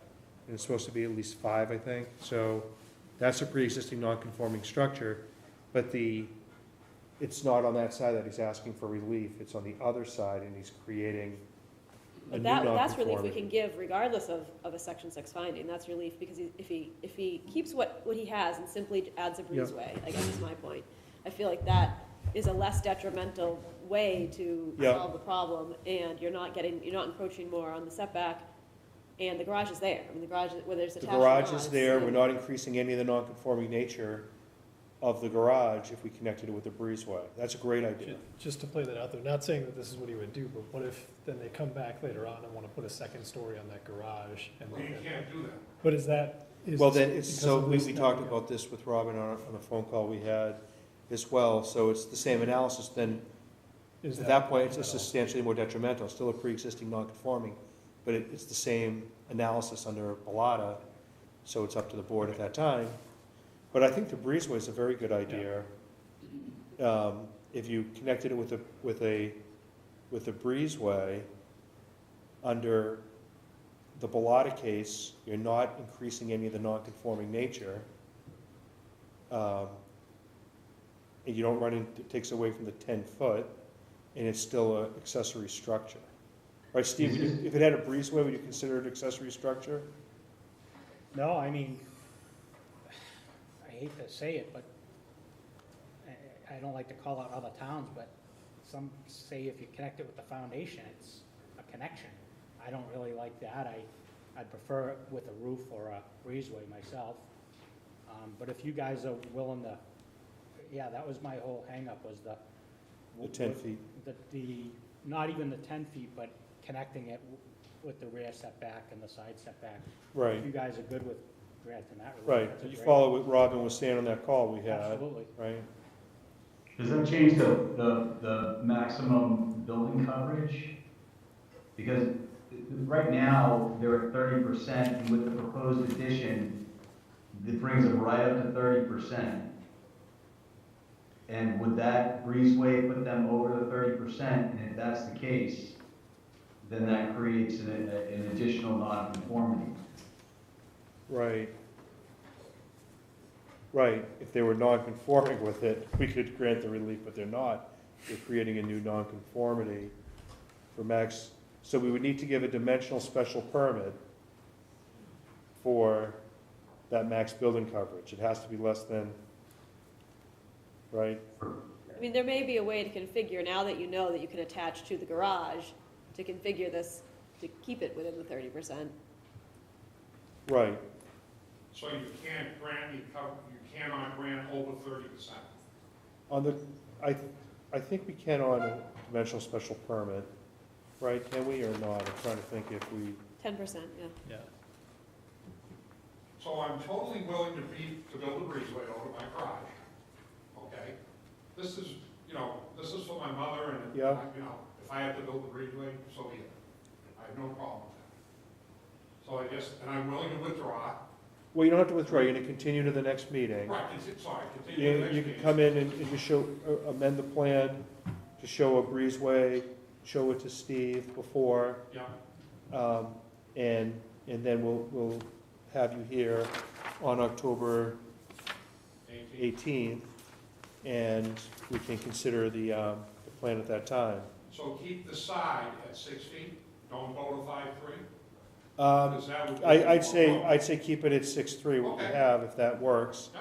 Connect it with the I think that's the best solution for what you're looking to do. But now he has to get a special permit, right, for that, go 10% over? If the building coverage goes over, he needs relief for that. So does he have to now re-advertise? No, because he's advertised for a special, let's see what he has on his application here. Dimensional special permit? Yep, so you did a good job, an excellent job. So you checked off the right relief, so we don't have to re-advertise I was it. gonna check them all off, just to be sure. That's the better So just have choice. the architect recalculate that, Sure. the proposed building coverage. So we So, have that number. could I poll the board? Is that allowed, or? It's another great question. You sure you haven't been doing this before? You're pretty good at it. No, I do a lot of old historic stuff. So, I wouldn't, it's up to members of the board. I can tell you that I would be, well, first I should ask if there's anyone from the public that wanted to be heard about this. Is anyone here that wanted to be heard? Is anyone on Zoom that wanted to be heard? Use the raise your hand feature. Just want to see if there's any input that anyone has before. continue. So I can tell you that I am likely to grant the relief. And I'd invite, if any of the other members of the board, if they wanted to share any of their thoughts about it, this would be a fine time to do so. I agree. Okay, well, why don't we make it a surprise? I'll get this redrawn. We'll add on a breezeway. Does it have to be huge? Could it be little? What do you say? No, it just needs to connect it. Okay, so we'll figure out, Steve, can you give me a hand with figuring out a breezeway? You propose something to me and I'll show it to you, yeah. Okay, so I'm gonna make a motion to continue the petition to October 18th. Do I have a second on that? Second. So I'm doing a roll call, so I'm a yes. Paula? Yes. Brad? Yes. Heather? Yes. Tony? Yes. So I'm gonna ask that you sign a continuance with Marissa, and we'll see you on October 18th. Thank you very much for your help. Oh, sure.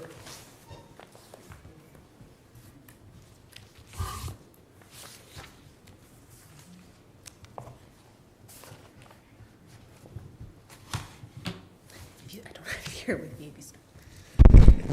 Okay, the next petition is 2219 for 100 Galoops Point Road. Yes, Mr. Bellumer, how are you? Good. So you're looking to construct a shed? No, actually, the agenda says construct a new shed, but the relief I want is there's already a shed there, very small shed, 6 by 9, which I put on the application. Probably been there for 50 years, could even be longer. And I just recently built a new pool in the pool house. So when I took down the old pool house to put up a new one, I was told that now I have 2 accessory structures on the lot, and there's only supposed to be 1. And what I'm asking for is relief to leave the little shed, which is, you can't even see it. My yard is like 4 levels. It goes down into the back. And on one of the levels is this little shed, which basically the only thing it's used for is a couple of lawnmowers. So when the landscapers come, they don't have to carry the lawnmowers down 2 flights of steps to get to the bottom level to cut the grass. They just leave one of their lawnmowers there and cut the grass. But, Okay. That's basically it. Okay, so our bylaw provides that no more than 1 accessory building may be located on a lot without first obtaining a special permit from the Board of Appeals in accordance with the standards with section 5.3.0.0, which we just went over in another petition. Is there anyone that wanted to be heard about this petition? Anyone on Zoom? Does not look like it. Hearing none. Is there any debate amongst the board? Any questions? No. Okay. Anyone want to make a motion? I'll make a motion. Okay. So I'll move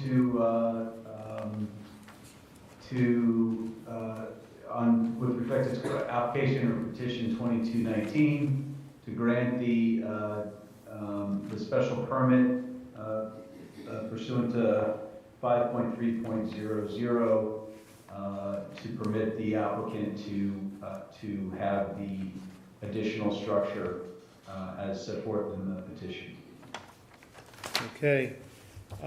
I'll second that. I'm going to do a roll call. Brad? Yes. I am a yes. Paula? Yes. Heather? Yes. Tony? Yes. Okay, so you have your relief. Brad will write a brief decision on that, and it'll be filed with the town clerk. Thank you very much. Enjoy the pool. All right.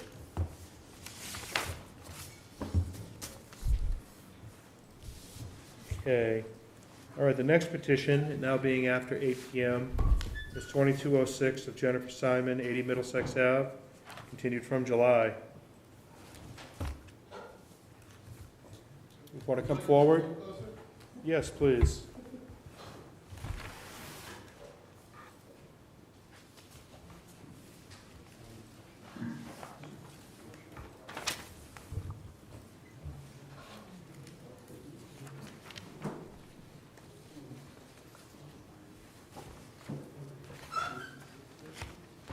Hi. Hi. Good evening. I'm actually going to stand here. It's probably easier I than didn't that chair. announce it in advance, but I have counsel. Oh, that, I knew you did. Yeah, okay, good. Because, you've been talking to Robin? Yes. Yeah, I had a couple conversations with her. My name's Josh McGuire. I'm here this evening as attorney to the homeowners, Jennifer Simon and Stephen Lento. Yes, I had a conversation with, or a couple of conversations with Robin, and I sort of feel as if my thunder has been stolen, having had the Bellata case already trotted out and discussed at length at the meeting already, but be that as it may. I want to thank the chairman, who, as I understand it, was the one who first identified the Bellata decision as being one that might be relevant and, in fact, inform the decision-making process for this. I gather at the last meeting, and recognize the need to get input from town council, which I gather that you've done at this point. She gave me, just the bare bones of what the guidance was that she had provided. I've read the Bellata decision myself. This is obviously a matter that has been before this board now for, I believe, over a year and a half, and that the analysis that was being performed up until this last July, might have been a different one than we now all think is the correct decision under the guidance of the Bellata decision. As I understand it, there's basically two questions that need to be asked in order to determine whether or not the relief is appropriate here. The first one of whether the proposed alteration or addition intensifies the existing nonconformity. I think actually that the answer to that one is yes, and I think the Bellata decision even says that that's yes as a matter of law, that the SJC said at that decision that something as routine as this, that we've previously observed that certain small-scale extensions, such as the addition of a dormer, a porch, a sunroom, or even a two-car garage, would not, as a matter of law, constitute an intensification of the nonconforming nature of a structure. And I think that is supposed to end the inquiry. But even if we went on to the second question posed by Bellata, whether or not the nonconforming structure creates a substantial detriment to the neighborhood, we came prepared to address that issue as well. I think we submitted some photographs of other houses up and down the street that also have roofed porches. Some of them are wraparound porches and things of that. I don't think that, given those two questions, that there should be very much doubt anymore, and that my hope is that that means that the homeowners can move forward at long last and reconstruct the porch with the roof. Okay, well, thank you. I appreciate it. I appreciate you following up with town council and helped me get the decision quicker, too, I'm sure, with the opinion. So first, I'm wondering, is there anyone that wanted to be heard about this petition that's either present here or on Zoom? Before we had a discussion amongst the board on this. Okay, hearing none. So with respect to the opinion we received from Robin Stein, which I think kind of took the Bellata case, which we talked about in some other applications, and extended the theory even beyond the earlier application we were using it for. And I had the benefit of a conversation with Robin, and it was really interesting to play it out with the way a protected non-conforming structure could actually receive more relief than a conforming structure looking to create a new nonconformity. But that's what Bellata says, and with that our bylaw goes too far in looking to regulate a change to a nonconforming structure. So I agree that the inquiry should be with respect, here, that the first step is to ask, is the work increasing the nonconforming nature of any nonconformity? If the answer to that is no, then no relief is necessary, and just defining that it's not increasing the nonconforming nature of any nonconformity. If we find yes, i.e. that there is an increase in the nonconforming nature of an existing nonconformity, then we may grant a Section 6 special permit upon a determination that the change is not substantially more detrimental than the existing nonconformity to the neighborhood. And that's what I'll make a motion to do, which, based on the application, the extensive debate about the application at the prior hearing, and with the analysis from Bellotta, I would find that, yes, it is an increase in the nonconforming nature of the existing nonconformity, but also finding that the petitioner has met the requirements of proving that the change is not substantially more detrimental than the existing nonconformity to the neighborhood, which is composed of many structures with very similar covered porches in the setback. So do I have a second on that motion? Or do we want to have any discussion first? Did we close? Did we close public hearing? Oh, we haven't closed the public hearing yet. I should first ask, so hold my motion while we have any discussion that anyone would like to have about it. No? No discussion? So I mean, I guess go ahead. the discussion I had, or the point that was raised by council is whether or not, I mean, it sounded like in the Bellotta case, this was an example of the type of change which the SJC said doesn't increase a nonconformity. So adding a porch, but Mark, I know you're taking the safer approach, which is even assuming it is, or it does, you go to the second prong. Yeah, I figure that's the safer way to do it. Yeah, okay, so I mean, we should just, in doing that, I'm not sure we want to set the precedent that, this type of change actually does increase, a nonconformity. But, assuming it did, or even if it did, then you can get to the second prong anyway. Right. Well, my thought is where, you're covering the porch. I think the safer approach is to say, the way our bylaw treats it, that if it were, that counts in terms of setback and things like that, once it's covered. So I would say it should be interpreted as increasing the nonconforming nature, so it triggers the Section 6 special permit analysis. That's how I look at it. Okay. Okay. So with that, why don't I motion to close the public hearing? I'm a yes. Do I have a second? Second. So do a roll call. So I'm a yes. Heather? Yes. Tony? Yes. Paula? Yes. Brad? Yes. And now I am going to renew my motion for the finding that it increases the nonconforming nature of the existing nonconformity, and that the application has met the Section 6 special permit criteria, and that it is not substantially more detrimental than the existing nonconformity to the neighborhood. Do I have a second on that? Second. Okay, so I'm a yes. Heather? Yes. Tony? Yes. Brad? Yes. Paula? Yes. Okay, so you have your relief.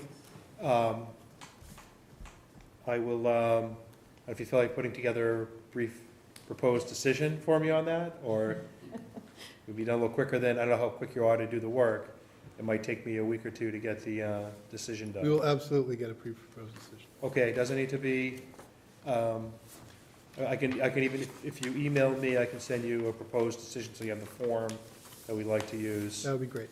And I have a couple that I've already kind of done with analysis of the case, so that might be a good one to use. Okay, so good luck with your project. Thank you. Thank you. Okay, you're welcome. Thank you.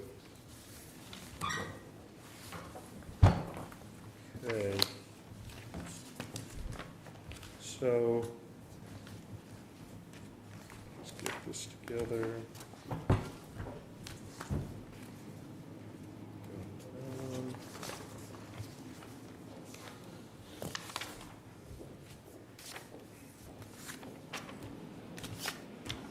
So the next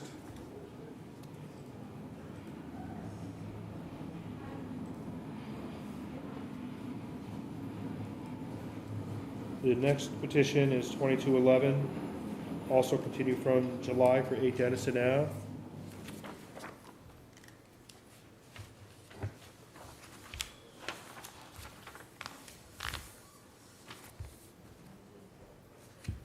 Okay.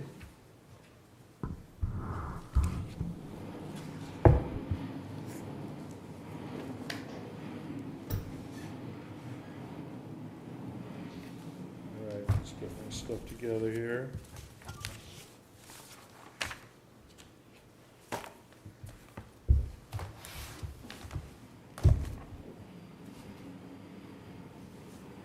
Okay.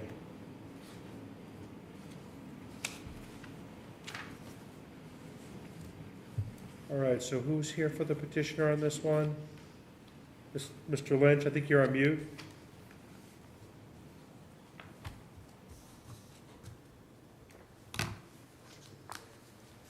Still muted. Does Paul have, he's not muted by us, right? No, he's, he should be able to unmute himself. So you should be able to unmute yourself, Paul. Oh. There we go. Great. Good evening. Okay, technology sometimes catches up to me. Okay, so we are here for a dimensional special permit. This property, 8 Dennison, was a 4-family unit. It has lost its use as a 4-family unit because it was abandoned for that use for over a 2-year period. So the building inspector at that time, Rich Baldacci, wrote an opinion to the owner that it could no longer be used as a 2-family, as a 4-family, and we have now filed a dimensional special permit to do, among other things, to change it to a single-family dwelling. We are adding more than 800 square feet, and we needed to go for review to the planning board, which we did on 2 separate occasions, on July 11th and again on September 12th. There was much discussion surrounding about the design of the building and the size of the building. And they have filed as recently as, I guess today, was received a letter from Angela regarding their unfavorable action on the petition. We have addressed before the planning board and also since some of those issues that the planning board brought up, including the question of underground utilities. The utilities are presently there, underground, servicing the house, and they will remain the same. The curb cut at the end of Stern Street, we have had conversations with the Director of Public Works. He has no issue with us accessing the premises in the garage area from Stern Street. There is no curb on that side of Stern Street. So there is nothing that needs to be done there except to put the driveway on site and not interrupt any part of Stern Street. So what we are seeking now is relief for the maximum lot coverage. We are at 32.9. The allowed lot coverage is 30%, but the zoning bylaw permits a 10% increase by special permit. So we are seeking that. There is also along the right side of the property, where in the rear of the structure, where the garage is to be located, a sideline setback of 9.6. That is not closer to setback than presently exists, and I believe that relief, for two reasons, is not needed for that, and also, that if one looks at the site plan, that portion of Stern Street is not developed, not constructed, is basically trees and rocks. The Director of Public Works says there is no intent to ever make that a through street. So we believe that A, we're not getting it any closer, and B, it can be treated certainly as a side yard setback. Other than that, the height of the building will only be 26 and a quarter feet high, and it will remain a two-story building. I think Derek Bloom can go through the plans, and then I'll come back with any questions that the board may have. Derek, do you want to take over and share the screen? Sure, will do. Is that okay to take over Yeah. the screen share? Please go ahead. Great. So I'm Derek Bloom, Bloom Architecture. Paul mentioned we've been developing the scheme over a few iterations, so I'll take you through it from scratch. Obviously, it's our first appearance here. Here's an existing picture of the facade, if anyone's familiar with it. It's a four-family, so 8 bedrooms, 4 kitchens, that kind of thing, with a central stair, but very low ceilings inside, and essentially no basement. There's a very small section that has some mechanical in it that's maybe 200 square feet. Most of it's crawl space. My ducks in a row here. A few more existing pictures. So the paper road, Google Earth, I don't believe thinks it's a paper road, but it's kind of here. So it's the first kind of half of this block, and then the pavement starts somewhere here and extends all the way back to where you see Stern Street paved. We'll see that on the site plan. So this is a view from Denison of the unpaved section, which has someone's cars on in this picture. But here are the trees and fencing and things that are along the opposite side of that section. And this is just the rear of the house. So there's a small, it's essentially a stair and entryway. It's a kind of a second stair aligned with the center of the building, like the front stairs. It just takes you out the back. And there's a lot of concrete pads here. I can't quite see, but that we're taking out. So the site plan, oops, excuse me, 2 different PDF programs in my life. So this one, as Paul mentioned, all the new proposed addition, the garage and this family room conform to setbacks, the height conforms, and the new non-conformity is the lot coverage. We have a chart with some of the dimensional facts of the proposal. So undersized lot, is the non-conformity, same with frontage. Stories are existing 2, and we're keeping 2. Height is getting a couple of feet taller, steeper roof, and slightly higher second floor ceiling height as well. Open area, we're well with that metric. There was some funny wording on it in our calculation, but we reviewed it with the planning board, and we have interpreted this correctly according to them. The front yard is non-conforming, no change, and the side and rear are complying. I should say the new construction. The side has 1 existing non-conformity and 1 non-conforming. And then the lot coverage. This is the one where we're going from 21.8 to 32.9, which exceeds the 30 allowable. And this is just a table where we justify the open area calc after the planning board had asked for that backup. Architectural site plan, the existing, we're taking away concrete paths and pads off the back.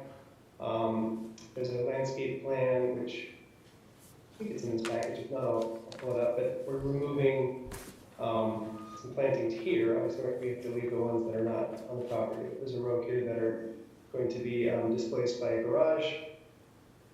And we're removing the back L of the house. So that'll be replaced obviously with a bigger addition, which is a garage, but that's coming off. The rest of the footprint, foundations, first floor walls, second floor framing, first floor framing, will stay in place. We're obviously going to pop the roof and go steeper and higher, pitched roof there. Take you through the proposed plans. This is kind of site plan, so I'll flip to the architecturals, but effectively we're coming off the paved portion of Stearns Street. So there were a few items in the letter that we thought we had resolved with them, and I don't think the letter caught up, but one was, we spoke with Gino Cresta, and he had no issue with the driveway location or any notion that we're in the right of way. So that's kind of a non-issue as far as we know. Driveways here, there's a connection to a rear door, there's a connection to the garage, to the mudroom, front foyer, and then living, dining, and kitchen in this part of the plan. And then a guest suite here in this end of the plan.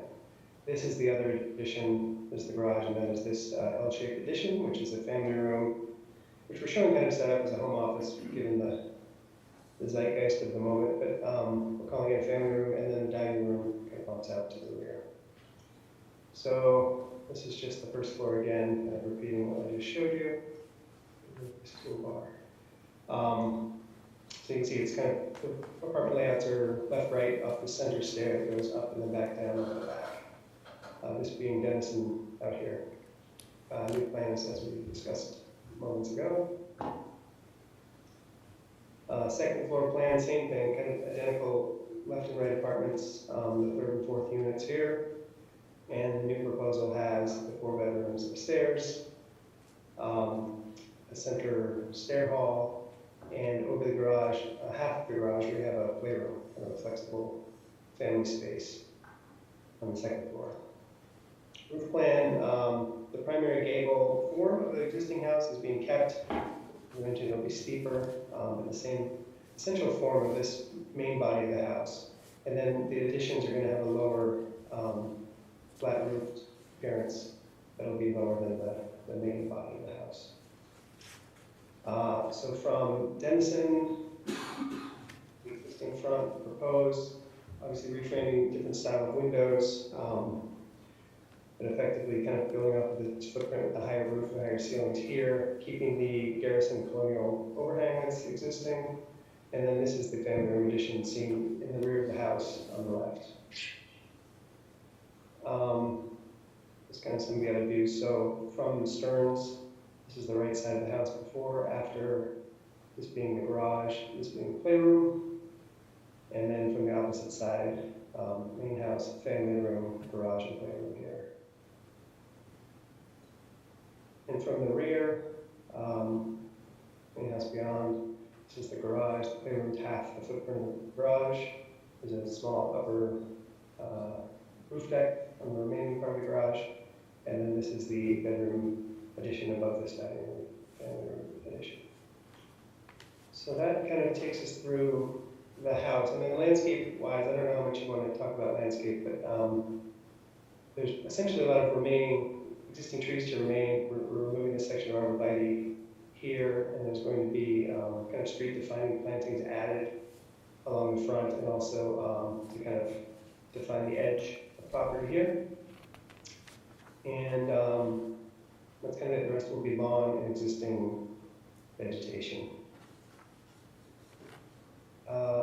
So for the stormwater design, we were asked to produce one, and we spoke with our civil engineer that we work with, and he wrote a letter of kind of the approach that we would take, knowing that there's a approval that still needs to happen for how big an addition might be approved, what kind of roof area that has, factor into the calculations. He thought this might suffice for this stage, also knowing that we have to, by code, produce a compliant stormwater system. So he kind of mentions like his design approach and the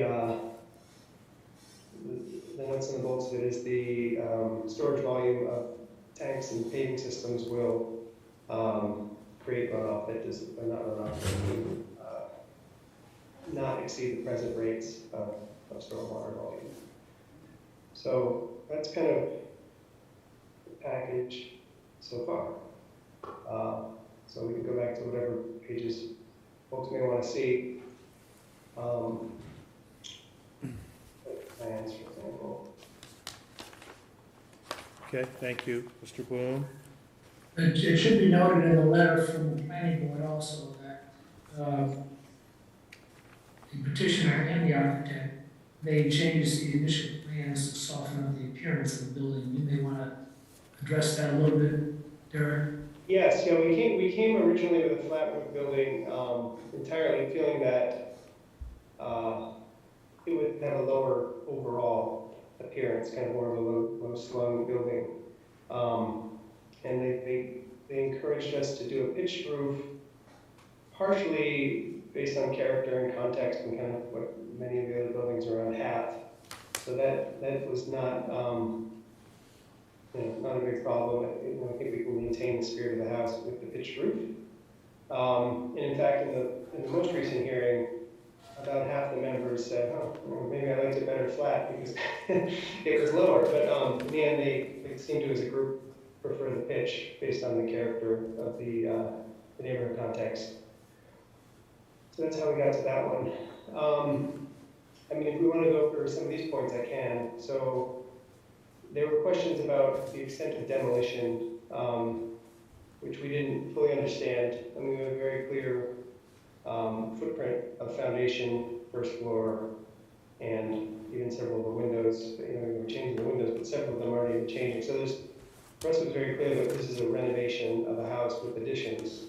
Extensive renovation, but still a renovation. And they were questioning whether that was okay. It's, we maintain that is definitely feasible, and that's our intention to do that. Curb cut we covered, encroachment on paper street we covered. I guess that's it. Those were the issues that they had raised. How many meetings were you at the planning board? We're in there for two hearings, and they're pretty extensive hearings before the planning board. There was some, with all due respect, there was some conflict, I think, with the planning board understanding the role of zoning versus the planning review, and what relief we needed and how that affected their role. So I think that there was a discussion of whether to have a favorable action with conditions or recommendations, or to have an unfavorable action with comments that we did make progress by making some significant changes.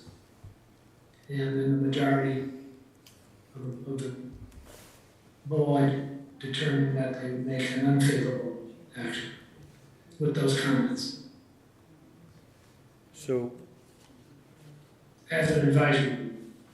right, so what triggered you having to go there was the increase in gross floor area? Is that the only? Yeah, because we're over 800 square feet. Yeah. Okay. So under the site plan special permit criteria, you had to go there, but with a permit granting authority? Correct. Okay.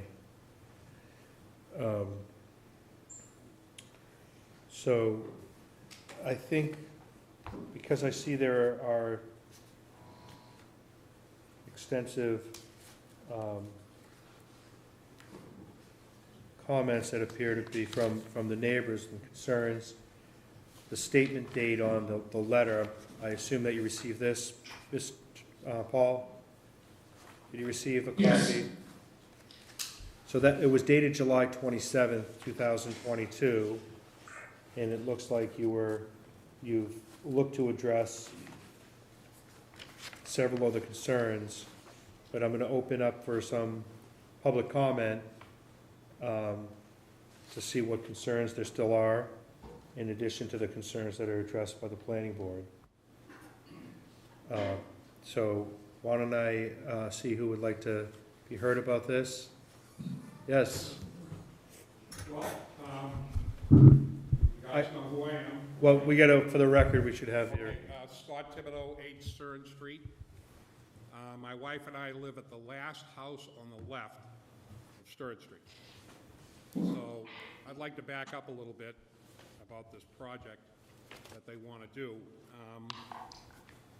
I don't think any of us here are. I can't, sorry to interrupt, I can't hear anything. Hello? Can you hear me now? Here now, Brad, or not? No, I don't think the So, microphone's on. Mr. Thibodeau, why don't I have you come up to Sure. microphone here?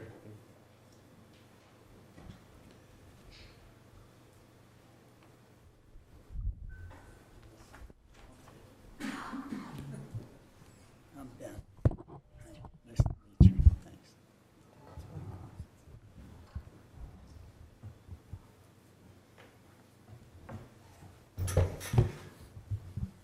Can you hear me now? Yes, thank you very much. Oh, no problem. So I just want to go back in time a little bit. When they bought the house, okay, housekeeping has been horrible. If you get on there now, the grass is 3 feet tall. There's an abandoned truck that's been sitting in the back of the house for a year. Someone has storage in it, and every now and then they come down and they take stuff out. Okay. At the planning board meeting, there were more things brought up than were just mentioned by the architect. What was brought up was, where are the air conditioning compressors going to go? It was brought up that on the right-hand side of the building, if you're looking at it from the street, there's 1 foot, 11 inches from that side of the building to the property line. The planning board was looking for some kind of a fence or something to go along there to say this is where the house ends. All right, and if I remember correctly, the theme amongst the planning board members was, it's so big, it's so big, it's so big. So my thought is to put it in the vernacular, it's trying to put 10 pounds of stuff in a 5-pound bag. The addition on the left side is 2 stories. The garage on the back is 1.5 stories. There's a roof deck on top of the garage. All right, there's no basement in the house. So where would you store stuff? Maybe in the garage. So there are 2 cars drawn in on the plan in the garage and 2 cars out in the backyard on that property out there. So if there's stuff in the garage, maybe there will be, maybe there won't. All right? So then that's 4 cars out in the backyard. And yes, they did go to not a flat roof for the main structure, but out back, they have flat roofs, not in keeping with the neighborhood. Are you still doing the tongue and groove plywood for siding? That's not in keeping with the neighborhood. It was never that. It's wood, painted wood siding. So the lines in it are just lines on the There's drawing? seams between different boards, yeah. Okay. It's not a plywood product at all. It's not a plywood product, all right. What kind of windows? Are they going to be 6/6s? Or are they going to be crankouts, flankers? Mr. Chairman, I think we should address these through the chair. Yeah, I think that's a good idea. I do agree. All right. So we'll ask, if you give a list of what concerns you have. All right. We can ask Mr. Bloom to address them after. All right, my concerns are the way it looks from the rear of the building. My concerns are that Stern Street is a small street. There are a lot of young children that play out in the street. We don't need the added traffic from a house that's going to have 5 bedrooms and 5 bathrooms in it. You know, the cars driving up and down the street. You know, I'm not against something going on with the house. It needs to be fixed. But it's just huge. The whole thing overall is big, big, big. So that's my comment.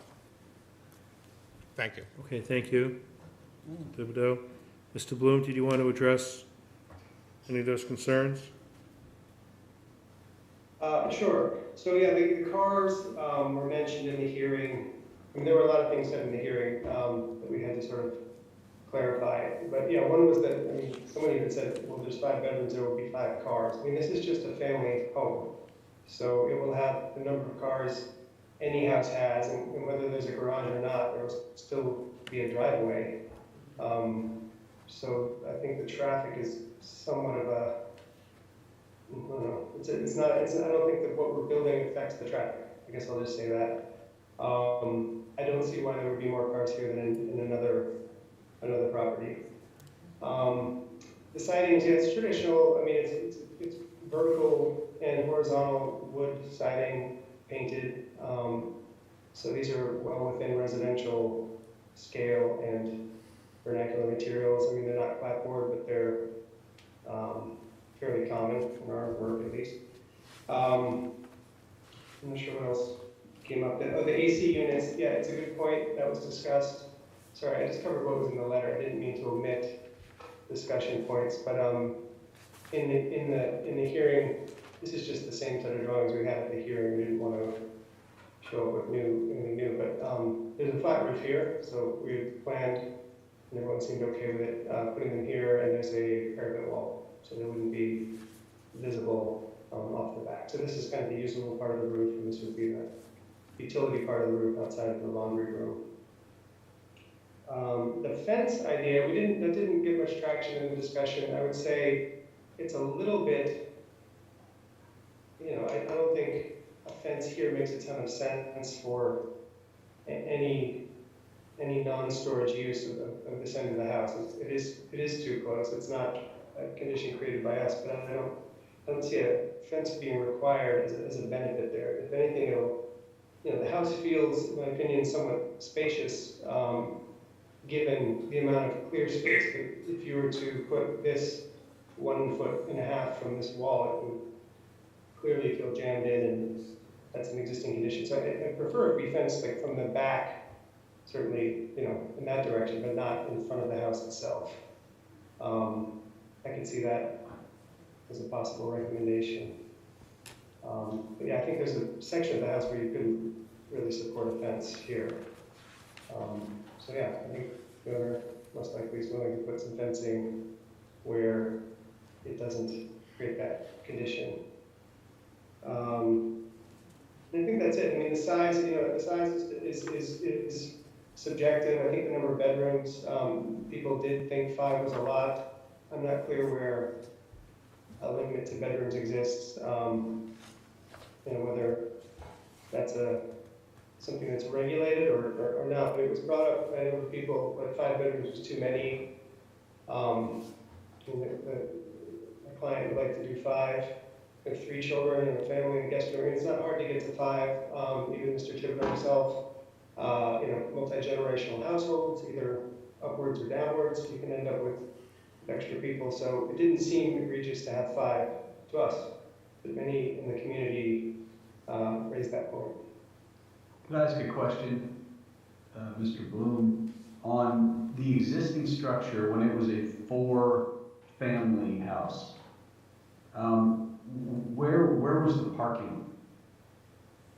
There was no formal parking. I mean, I don't know the history of the house or whether people use the paper street, like whose truck that is, for example, but there's no formal parking on this property.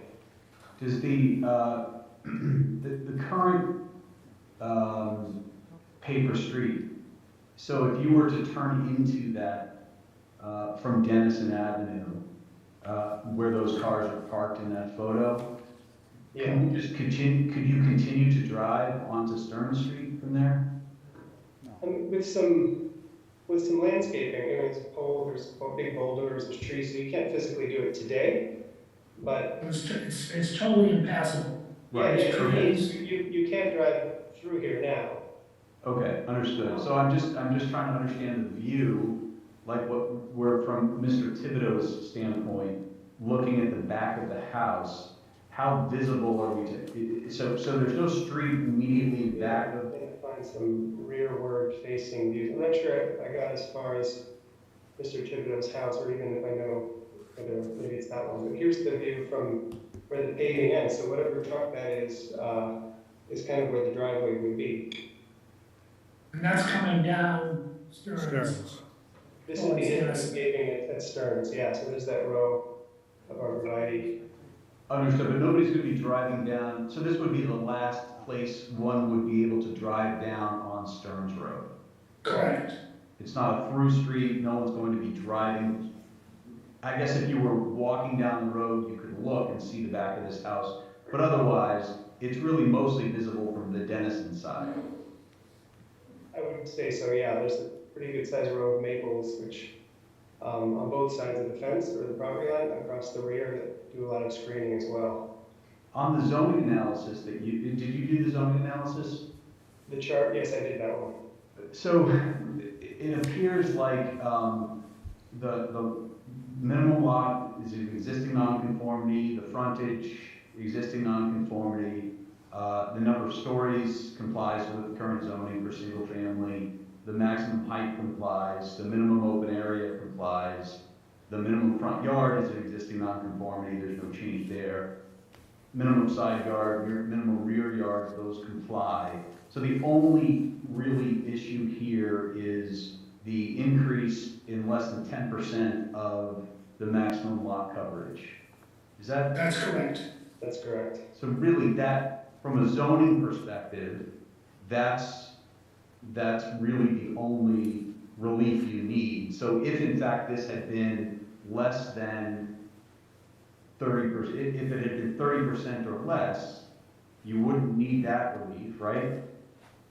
That's correct. But because you're adding over 800 feet to this, it has to go to planning, which it did, right? But then it comes back to us for our zoning approval. That's correct. Okay. And it's Now, as I it's an said before, I existing, think that planning has some conflict with the zoning issues. Understood. Okay. right, and it's an existing non-conforming structure on the side yard, the front yard, and they're looking to alter it with conforming changes except for the lot coverage. So they need. Which is within that 10% threshold. And then I guess the other question I had is. But even if they complied, if the addition wasn't triggering the max lot coverage, and they didn't need relief for that, I believe they would at least need a finding for the alteration to the pre-existing non-conforming structure with with all the conforming changes, I don't think they would need any relief. I think They that's would, just. under the analysis that we just went through. Yep, under Okay, a lot one of other it. question I had in terms of abandonment, because we've heard this before, there's a distinction in abandonment between the abandoned use, which had been a 4-family and is now a single family, and the abandonment of, a non-conforming structure, right, Attorney Lynch? Yes, well, the only abandonment we had was the abandonment of the use. The structure has not been abandoned. Right, okay. Okay, those are just some of my questions, thanks. Okay, thanks. So let me open it up to see if there is any other public comment. Anyone present here that wanted to comment? Yes, I have somebody over here. I don't know if your microphone's working. Let's check it out first. Yep, hello, Can you hear? sounds good. Okay, yep. Grab your name and your address, please. Yeah, good evening. My name is Ben Locke, and I live at 15 Dennison Avenue. This is my wife Judy. We've been there for about 40 years. And basically, I've been kind of watching this process for a while. Obviously, as neighbors, we live right across the street. And kind of been in touch with the town, and way back in July, we were encouraged by the town to put together a statement to help make your job easier, because as it turned out, there were about 17 neighbors that had concern about this property. I want to thank Scott for his comments. I'm going to try not to replicate, but I think it's important that you hear what people thought, and I'll try to paraphrase it the best I can. So we did submit the statement on August 2nd to Marissa, and on August 12th, we attended the planning board hearing, and we listened to Angela Impolito and the rest of the board. We understand that it was an unfavorable action at that time with various conditions cited. And also so noted, I think, by Attorney Lynch that the property is indeed now a single-family residence in Zone A2, which is great. And the neighbors collectively, through conversations, emails, had basically 11 concerns. And I'll just state them briefly. You know, again, people just feel that the house is this very large green building already. It's on Denison Avenue. And thing I just want to, just for mathematics here, the building footprint to lot size, the ratios were determined. So again, the ratio of building footprint to lot size. The average on Denison Ave is about 21.6%, and it ranges right now from 12.2 to 28%. We looked at 8 Denison Avenue, and the current ratio right now is 22.59%. And as the petitioner mentioned, they said that the would like to go up to 32.9%. And that's an increase of 10.3% in coverage. And, you know, we're not experts in zoning, and we only want to give you this information just so you can consider it, you know, in making your decision. And by the way, I apologize. We are very delighted that the new owners did purchase this building, and we are very much looking forward to seeing it improved. So we just want, you know, everybody's feelings to be aired so that you guys can make the best decision you can. The second concern after the largeness is the left side yard setback of the house. The abutting neighbor at 6 Denison Avenue has expressed a concern, serious concern, just about the size of the building that she'd be looking at. The addition, the family room addition with the master bedroom on top would bump that side of the building out by 13.4 inches, 13 feet 4 inches. And it would change the setback from 27 feet 5 inches to 14 feet 1 inch. So just wanted to pass this message to you, just so you know. I don't believe our neighbor's here tonight, but she has that concern just about the addition. And also, as the petitioner mentioned, we did discuss at the planning board hearing that the style of the home isn't consistent with the neighborhood. You know, we thank the owners and the architect for changing the front of the building from a flat to a slanted roof, which helps a lot. But the main concern is, you know, we would appreciate it if the scale of the proposed building and the style could be consistent with the neighborhood. And the zoning regulation 2.3.6.0 requires or states that the proposed structure is consistent with the architectural scale and style of those in the immediate area. And that was expressed in our August 2nd document. Folks tonight have talked, point number 4 is about number of bedrooms and bathrooms. The main concern that people have about 5 bedrooms and 5 bathrooms was, yes, one related to potential traffic, and the other side is they were wondering, and this was brought up at the planning board meeting, they were wondering if this was going to be turned into an Airbnb.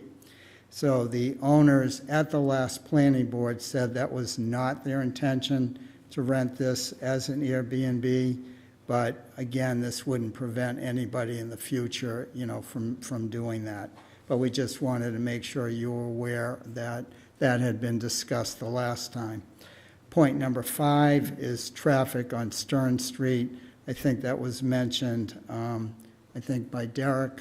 And it was just, yes, somebody had mentioned the possibility of 5 cars associated with this home, but it was discussed tonight that hopefully it will just be a regular family single home. Another point, number 6, was about garage use. The fact that it's going to be a 2-car garage, and people were wondering if there were limited storage in the home, would the garage actually be used for storage? And that would mean there'd be more cars around a potential street or on the property. A larger concern, however, I think is, again, the paper end of Stern Street. As you saw in the pictures, I also have, if you want to see it on my cell phone, I do have a picture of the dead end. Stern Street's a dead end. And the end is separated by some boulders and some bushes, and we talked about the side of the building is only 1 foot 8 inches. But the point is, aesthetically, that acts as a dirt road right now, and it acts as a walkway for people. So people would appreciate it as part of this hearing process if the paper ends of Stern Street could be formally addressed. For your information, that paper end, we just measured it to just see, but it's about 56 feet long and 22 feet wide. So we know that our neighbors on Stern Street would like it to remain as a dead end, and they would appreciate it if that could be addressed in the approval.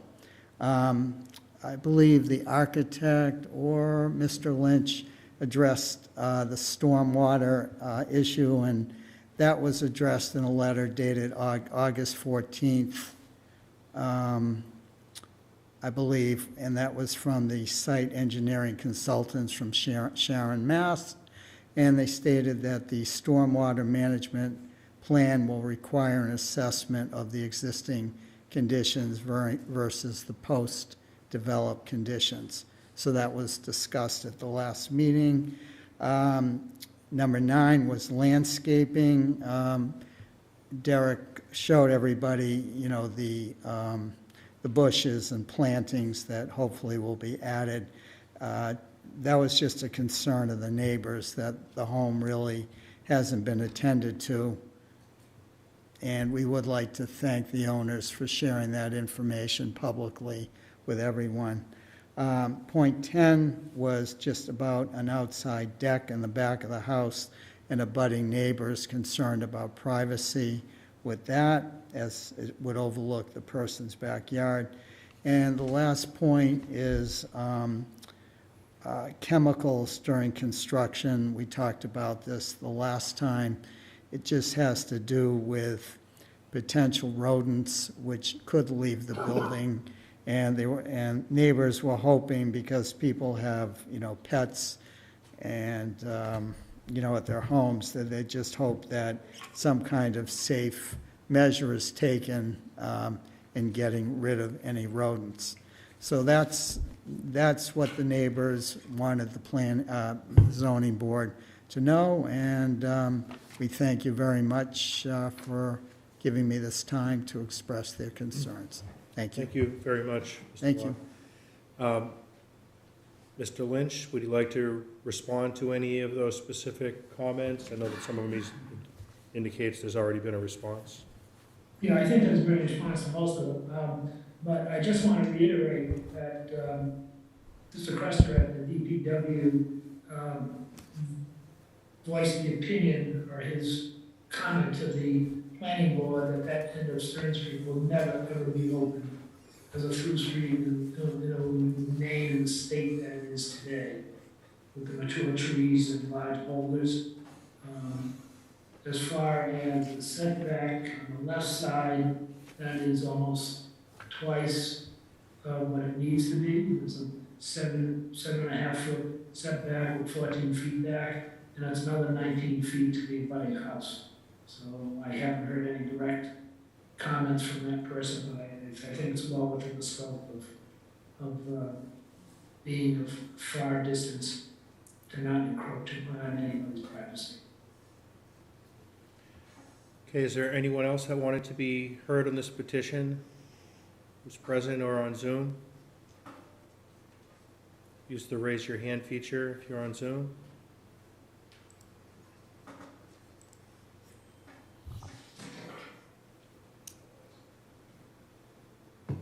Not seeing anyone on Zoom.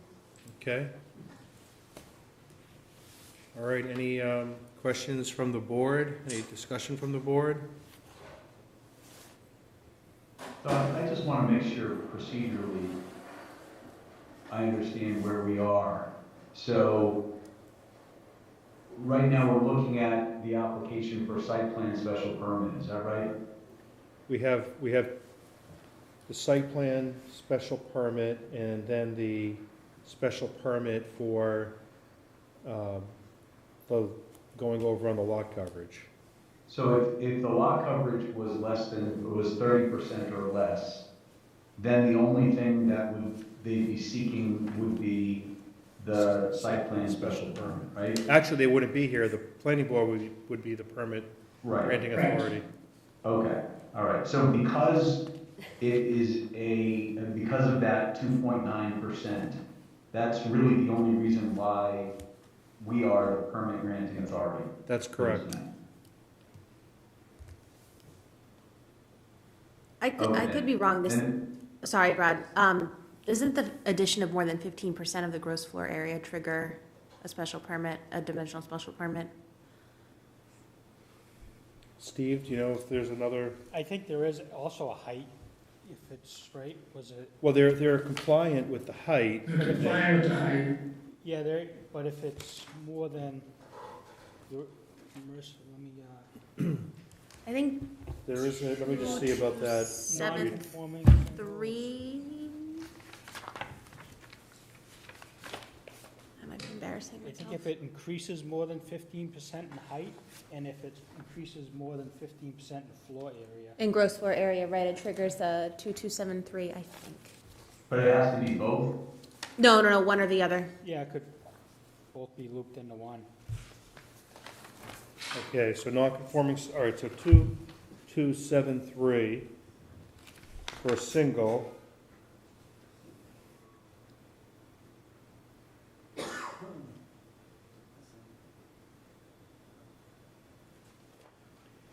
So that says that it can be extended, altered, if it does not increase the non-conforming nature of said structure, which determination shall only be made by the building inspector if one or both of the following two circumstances are met. In the case of a lot that does not comply with the existing minimum lot area, the minimum lot frontage requirements, which is here, there's been no alteration within the past 5 years, and the existing structure complies with all current setback, it doesn't. So that doesn't apply. In the case, number two, in the case where the existing structure presently encroaches or otherwise does not comply with one or more setback, okay, it doesn't. There's been no alteration and extension within the last 5 years, and the proposed alteration, reconstruction, or structural change will comply with all current setback, open space, so that doesn't apply. Then you get to B. In the event does not make the determination, such extension, alteration, reconstruction, or change may only be permitted by a special permit, a so-called Section 6 special permit, upon the determination that such alteration, reconstruction, or change is not substantially more detrimental, and shall only permit conforming changes to non-conforming structures and/or conforming changes to non-conforming lots. And I think that that provision is where we have a problem with Belalta,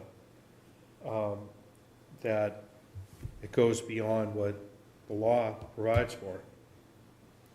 Because we have a non-conforming structure here on a non-conforming lot, and they're permitted to make changes, and we have to do the same analysis that the first one is the work increasing the non-conforming nature of any non-conformity?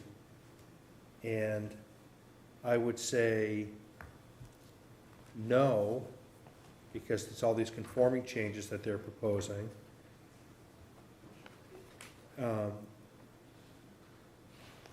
Although, no, that's of any nonconformity. It is,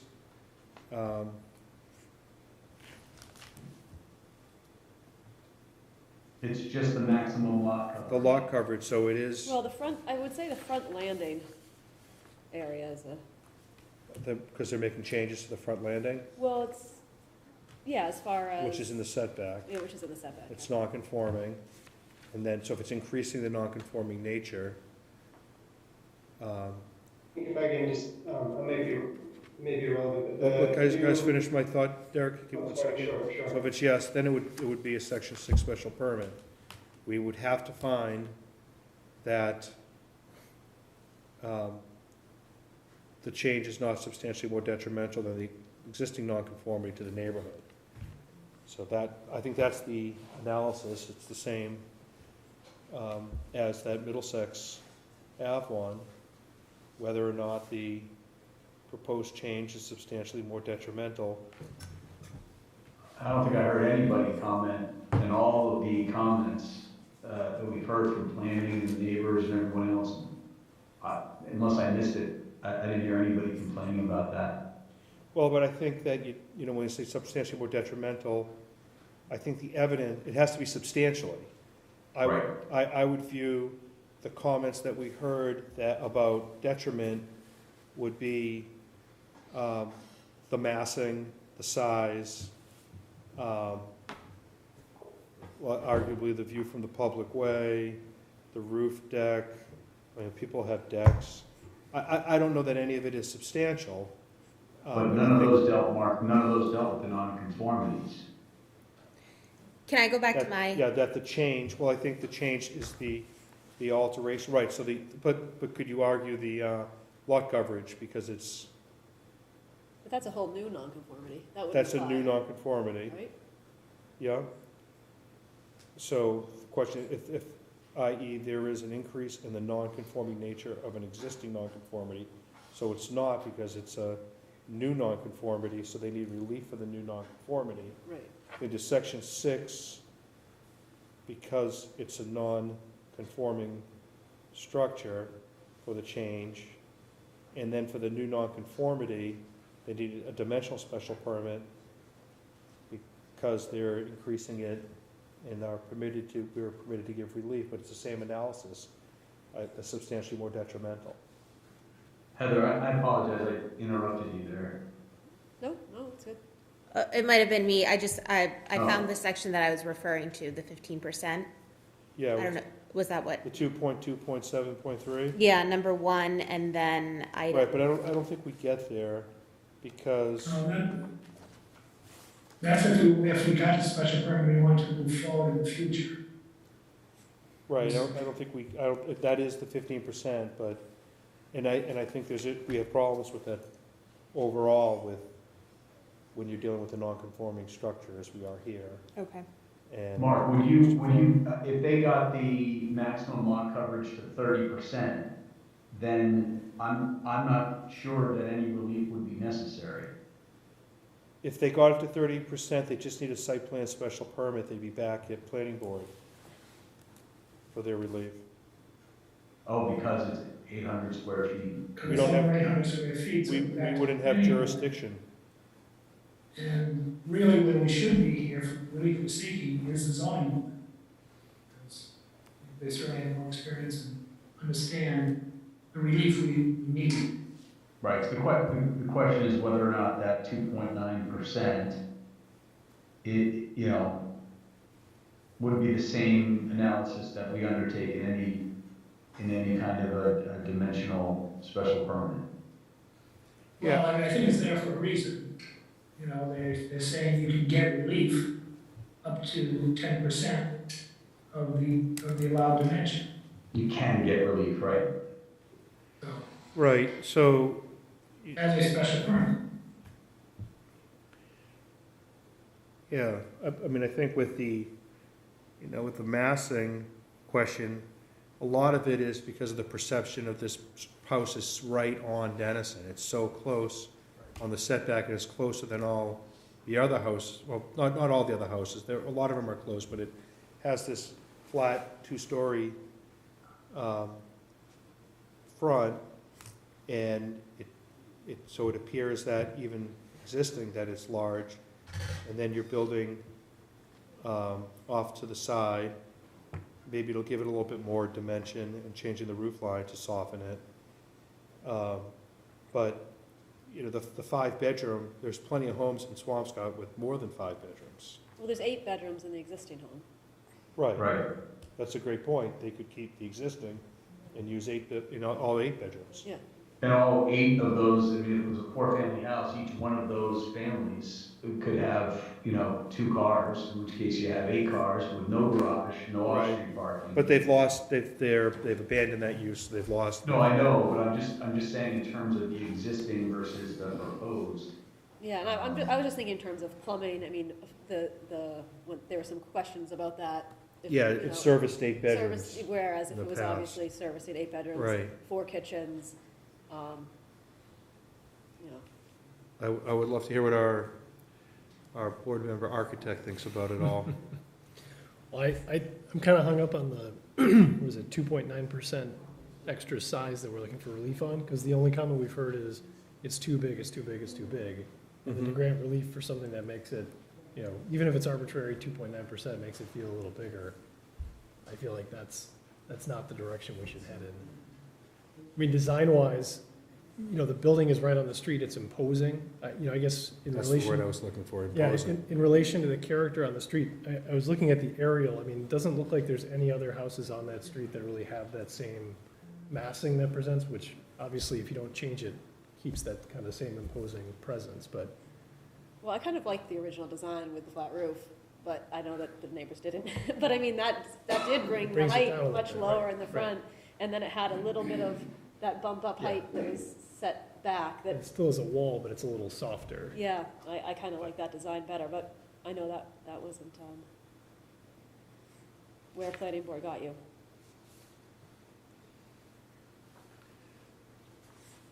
So, at this point, I think we ought to have some discussion, maybe poll the board a bit with the thinking about this petition to see if it looks like there would be 4 votes in favor of the petition or not, so that the petitioner could consider making changes before we have a vote. Does that seem fair, Mr. Lynch? Yes, certainly. So, maybe I should start with Tony, because you're bringing up the 2.9%, and you think that, I don't want to put words in your mouth, what do you think? Yeah, about I think, again, on the 2.9%, I'm not really in favor of offering relief for that over the size, because again, the size is a bit contentious issue. So I'd like to see that come down to the required and not look to give additional relief on that. I would agree. I think that the 2.9%, asking for that relief, for us to find that it's not substantially more detrimental when you can comply on the lot coverage, I think that would be a fair compromise. If you're worried, Paul, about who will have jurisdiction, I think the analysis this board's done of our bylaw with town council recently, and the ability of an applicant under the Belalta case to request a finding or a Section 6 special permit for a pre-existing non-conforming structure, I think that triggers us to have jurisdiction for this, if you're at the 30% or under. Mark, can you repeat that? Yeah, Mark, I didn't quite understand that. I think that So, because you have a pre-existing non-conforming structure, and you're looking to make changes to that, since it's on a non-conforming lot, and under Massachusetts law, under 48(6) and the Belalta case, that you can come to the Zoning Board of Appeals and request either a finding for us to determine if the work is work increasing the nonconforming, is the work increasing the nonconforming nature of any nonconformity, in which we would find no, and then the only relief that's necessary would be a finding for you to do the work. And I believe because we have that jurisdiction to make that finding, then we can also give you your site plan special permit. If the decision is yes on the question, i.e., there's an increase in the nonconforming nature, which I don't see, of any existing nonconformity, then we'd have to consider a Section 6 special permit. But it sounds like if you have a completely conforming changes to the nonconforming structure, that it's likely we would be required to just make the finding that you're not increasing any of the nonconforming nature of an existing nonconformity, and that you have that protection under 40A6. So, bear with me, Mark, for a minute here, and I'm losing some of it. If we stayed at the 30%. Yeah. And all the other setbacks were conforming. Yeah. And Heather brought up a point about the front steps. So I don't know what changes precisely are being made there, if any. Maybe I should ask Derek that before I go too far. Well, I guess what I'm asking is, what gets us to the zoning board if all the changes are compliant? Because under 40A6, you can request us to make a finding that the work is Even if it's not necessary? A finding that we don't need to grant you any relief. No relief is necessary. Other than we have that site plan special permit, which traditionally we've sent to the planning board, but based on your need for a finding, that you can come here, and whenever the zoning board has to take any action, it triggers jurisdiction on us for the site plan special permit. That would be my decision. Wouldn't that work as an end run around the 5.4.2.2? I mean, isn't then in every case in which somebody feels that the planning board is not going to issue a favorable opinion, they could come to the ZBA and then bring down the non-conformity back to a conformity? I mean, you know, if it's 800 feet of an addition to a single family, doesn't it go to planning board if they don't need relief? They can go to the planning board and request a site plan special permit for all the conforming changes. They can do that, yes. They can also come to us and ask for a finding, for us to make a finding whether the non-conforming nature of any nonconformity is being increased. You know, I think that the building inspector can make that finding himself under the allotted case, but if he felt he couldn't make that, well, actually, no, because they're increasing the nonconformity. So they need a finding because they're increasing it on the nonconforming structure on the nonconforming lot. So I don't think the planning board can make that determination that under 40A6, under our bylaw. Right, but So then I the think, finding wouldn't be that they don't need relief. The finding would be they need relief, but that the nonconformity is not more detrimental. What's the non-conforming? The front porch, I think. well, that's what I was asking Derek, is the front porch changing at all?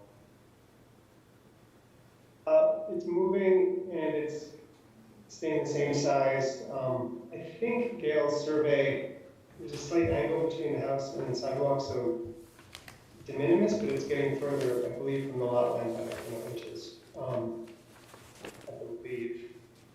So it shows the proposed roof landing. So I would say that you are, The same. well, it looks like it's a little bit bigger in area, and it's now gonna be roofed. So, The current one is roofed, and this roof is a little wider than the current a roof. little wider, Yeah. so, but you're not moving any closer. True.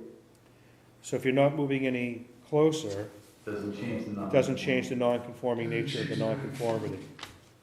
Even if it's Is- continuing the Well, non-conformity? let me throw this out, if I may.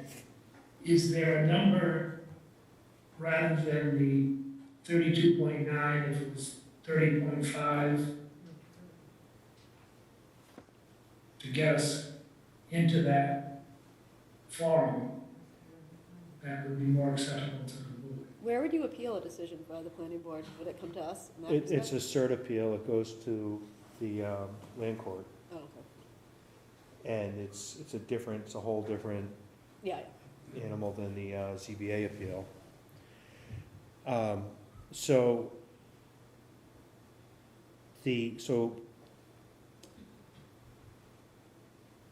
on your question, Paul, of is there a number that we're comfortable with, it sounds like we'd be most comfortable with a request for it to be 30%, which would be But if it was fine. 30.5, Yeah, I mean, if it was 30.5, then I think, Paul, your concern, or the concern is if it's 30, that somehow there's no increase of a nonconformity, and therefore it would go back to planning as the permit granting authority. correct. And you anticipate, as you have seen it, an unfavorable, well, you know, I don't want to give any kind of indication because we don't want to have a forum shopping or, gamesmanship on, which forum you're before. I personally am only one member here. I don't feel comfortable kind of, basing any decisions on that. Either we have jurisdiction over it or we don't. This reminds me a lot of, I think it was a Cutting Road in Bradley, that we had not terribly long ago, and there were a lot of neighbors that were opposed to that, and there was a lot of miscommunication or lack of communication between the neighbors and the applicants, and I think as a board, we strongly encourage the continuation of dialogue between them, because listen, if there's 17 neighbors who are opposed to this project, that's something that we listen to and we pay attention to and we consider. And, whether we necessarily would sign on as a neighbor ourselves, we don't, we're not going to ignore the fact that there is that concern. All of that being said, we also can't ignore what Section 6 provides, a board in terms of criteria that it must consider when looking at an application like this. And those 17 neighbors, need to understand that, our discretion here is somewhat limited in that regard. So, I would encourage you, clients, to work hard over, the next little while to see if you're able to, build a few more bridges here with the neighbors and get people comfortable. And that would be, in my opinion, the path of least resistance, because even if we make a decision here, they may well appeal it. And then you're going to wind up in a superior land court action, and you know how those go and how long they take and how expensive. All too well. Right. So, I don't know if there is any appetite on your side to continue the dialogue. I can certainly say from, again, my experience on this board, what I just heard from the neighbors when they presented their points, they didn't sound like they were absolutely opposed and slamming any doors. It certainly sounded like, reasonable people that were looking to welcome new neighbors, but just wanted to continue that dialogue and hopefully have some of their concerns addressed. So, you know, I feel like we're getting very mired in the procedural, which we're gonna have to eventually, but I don't wanna lose sight of the more practical, which I think would be, you know, those sorts of discussions and communications. Right, so thinking it through in my mind about procedurally, and I know you probably get bogged down in procedure, but I think that's the most important thing here for us to make sure we have correct. So I wouldn't, so let's say you do reduce it to 30% and you don't need that relief, and you go back to planning board and you ask them for your site plan special permit, and they say they decline, and you're continued here to our next hearing on October 18th, and you come in with your 30%, but you ask for a finding on the zoning portion, everything except for the 800 square feet, I think you're entitled to ask us if you are entitled to a finding under the case law that we talked about on Belalta and 40A6, and have us give you, ask us for that finding or a Section 6 special permit if we found that the non-conforming nature increased any non-conformity. So you'd have arguably inconsistent relief if that were the case, but it's something to point out to the planning board that you're making all these conforming changes and that they need to consider the case law as well. They do have jurisdiction under those circumstances to make sure that you meet those site plan special permit criteria as we would, and to make sure you've addressed all these things, which you've looked to address, it sounds like increasingly since the last meeting you had with the planning board.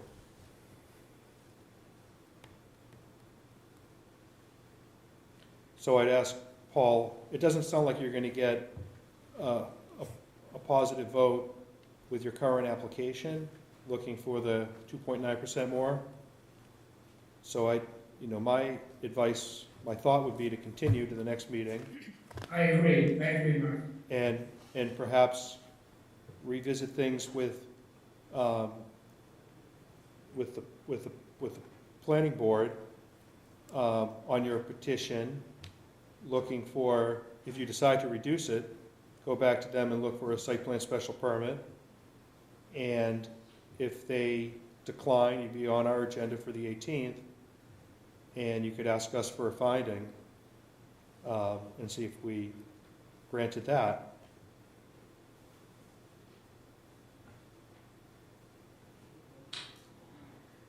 I agree, Mark.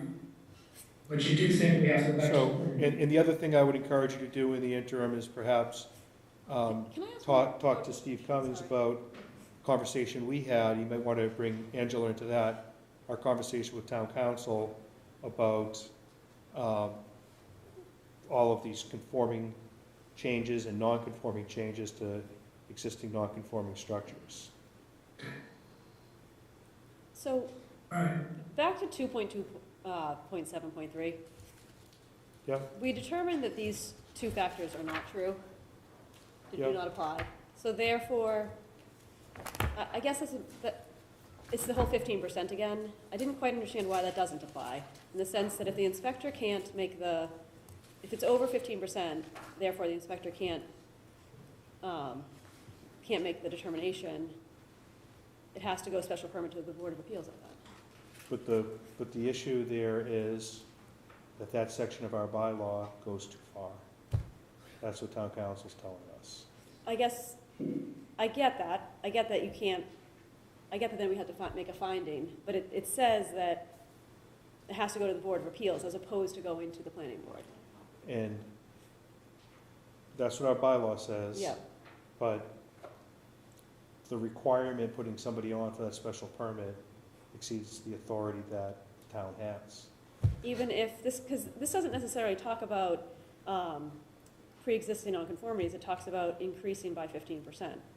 increasing the area of the structure by more than 15%. Let me take a look. Under 1.5, such alteration, extension, reconstruction, or structural change does not increase the gross floor area of the structure by more than 15%. I think this is what you were talking about. That's what I was talking about. Yeah. I feel like that was the most Very common confusing reason. section. Yeah, and I feel like that was The way the I'm number reading one it- reason why most petitions that came before the planning board for site plan review were then deferred to the ZBA for there were some that needed dimensional relief, but I feel like there were many that did fall under that. I've sent a few too, but Yeah. now are we, as Mark said, are you guys going too far? Does that all change as of Does that all tonight? change as But this of isn't last talking week? about a pre-existing nonconformity, I don't believe. I mean, it is Am I specific wrong? to non-conforming lots.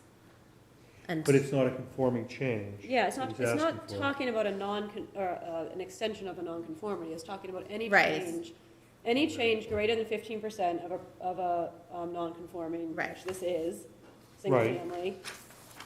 it could be a Change is non-conforming greater than change. 15%, they Then it- have to but come then to it- the Board of Appeals. It could be a non-conforming change, but it could also not be a non-conforming Yeah, it change. doesn't mention whether the change is Right. conforming, it only mentions that the structure is non-conforming and that the increase in either square footage or building height is more than 15%. Right. Right, And then if if he finds no. if you can't make that Yeah. determination because it is more than 15%, then it has to go to the Board of Appeals. Well, it's if he does not make the determination, it's not if he can't. If he does not, yeah. Well, I guess, And then yes, it's- if indeed it doesn't qualify because it's not under 15%, therefore it's over 15%. Correct. If it was under 15%, then I would Then make you could make a determination on your own, determination. or you would make a determination. Correct. Heather, I'm sorry, I didn't follow. Where were you saying about the 15%?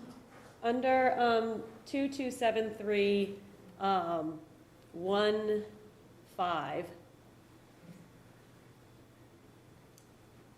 such alteration, extension, reconstruction, or structural change does not increase the gross floor area of the structure by more than 15%, which in this case, that doesn't apply. Therefore, you have to go to B, which says it has to come before the Board of Appeals. But that's only for conforming changes. They're not a conforming change because they're asking for the open space or lot coverage. Well, if they're not asking for a lot coverage, then these are all conforming changes. If they're correct. So then they can, Right, then right. but they That's still a have to good- come to yeah. us, not planning. Right, so I guess that's, Well, it's an addition. that's a section 6 special permit. Right, so that's a good point, very good point. That section B, where the determination isn't made under section A, that if the alteration can be permitted by a section 6 special permit upon a determination that these are all conforming changes. It goes further arguably than Massachusetts law because there's protection, but our bylaw does require for the special permit. So I think you could just come back here on October 18th. Is the existing building being reconstructed as part of this, though?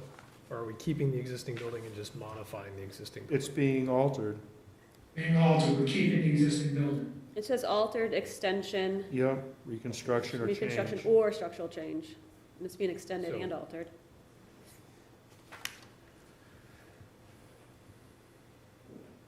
So we need this just says we need a dimensional special permit for those portions that don't comply.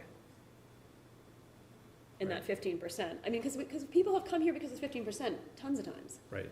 That was a common, I feel like it Yeah, hasn't been it recently, that was was, a common it thing for a was, while. that- and that was, I think. Well, we're not concerned about that because we know we have to go to the zoning board. So section 2.2.73 doesn't apply.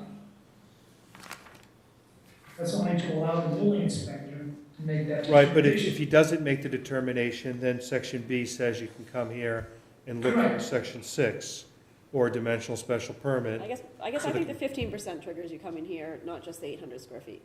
You know, the 800 square feet is a special is the site plan. It doesn't have to come here. 800 square feet, yes. But the 15% all triggers you coming here no matter what. Correct. And that's Right, where we're at. when we put that in, when that went into the bylaw about 10 years ago, the idea was to have fewer cases for for additions to have to come to the ZBA, let the building inspector have jurisdiction for modest additions to go ahead. That was, And this is not a modest addition, so that's why. right, you would have to come right, here. so it's B. So you'd come here. So I think that's your way to get here. You could look for the relief under section B.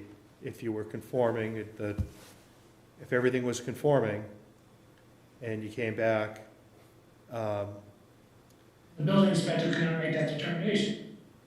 But it's not, well, you can't make because it's over 800 square feet, right? It's more than 15%.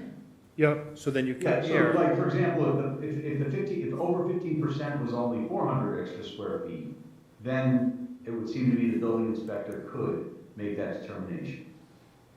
No, I disagree. I think if it was Well, more than yeah, 15%, yes. but less than 800, Assuming they'd have to come here. There wasn't more than 1/3 of the assessed value of the structure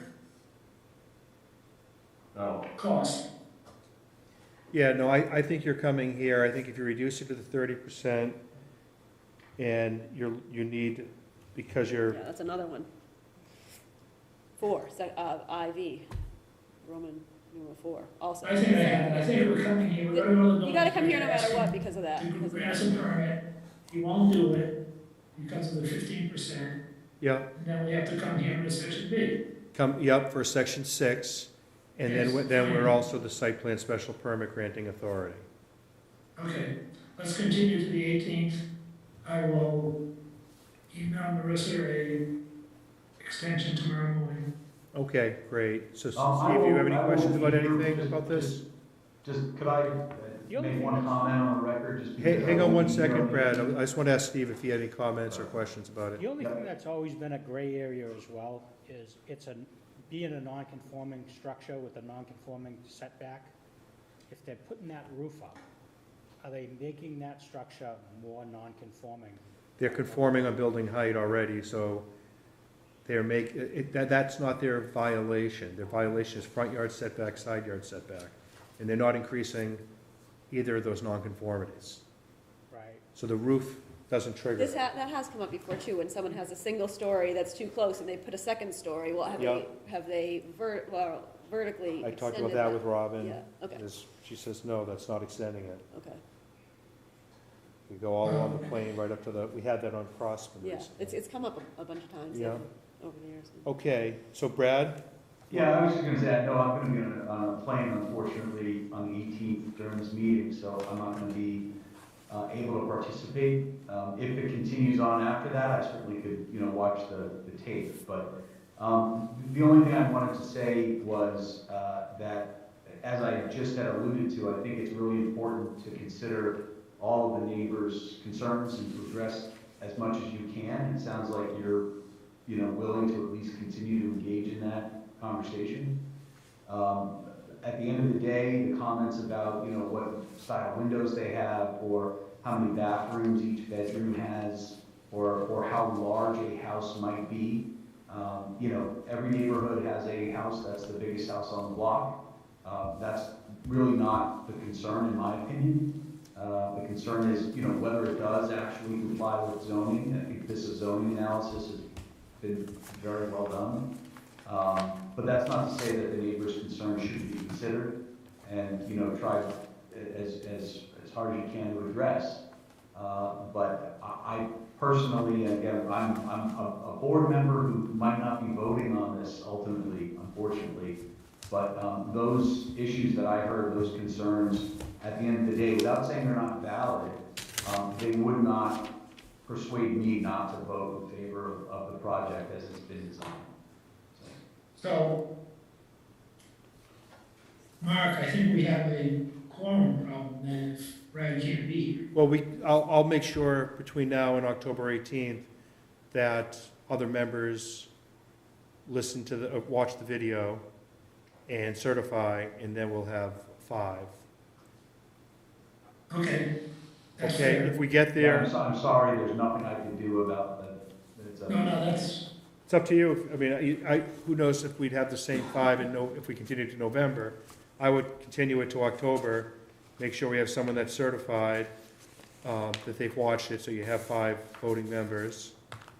And then we'll, if we only have 4, I would give the opportunity to further continue. Sure, okay, let's do that then. I will second Okay. cursory extension. Okay, so I'm gonna make a motion to continue to October 18th. Do I have a second? Second. Okay, so I'm a yes. Tony? Yes. Heather? Yes. Brad? Yes. Paula? Yes. Okay, thank you, and I'm gonna go, and that's the last item we have, right? Yes. And I want to thank you for all your time. All right, and this thank whole you. Discussion about this. Thank you, everyone.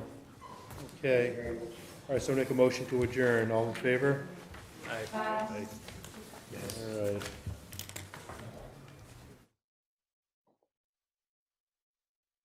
Right, thank you.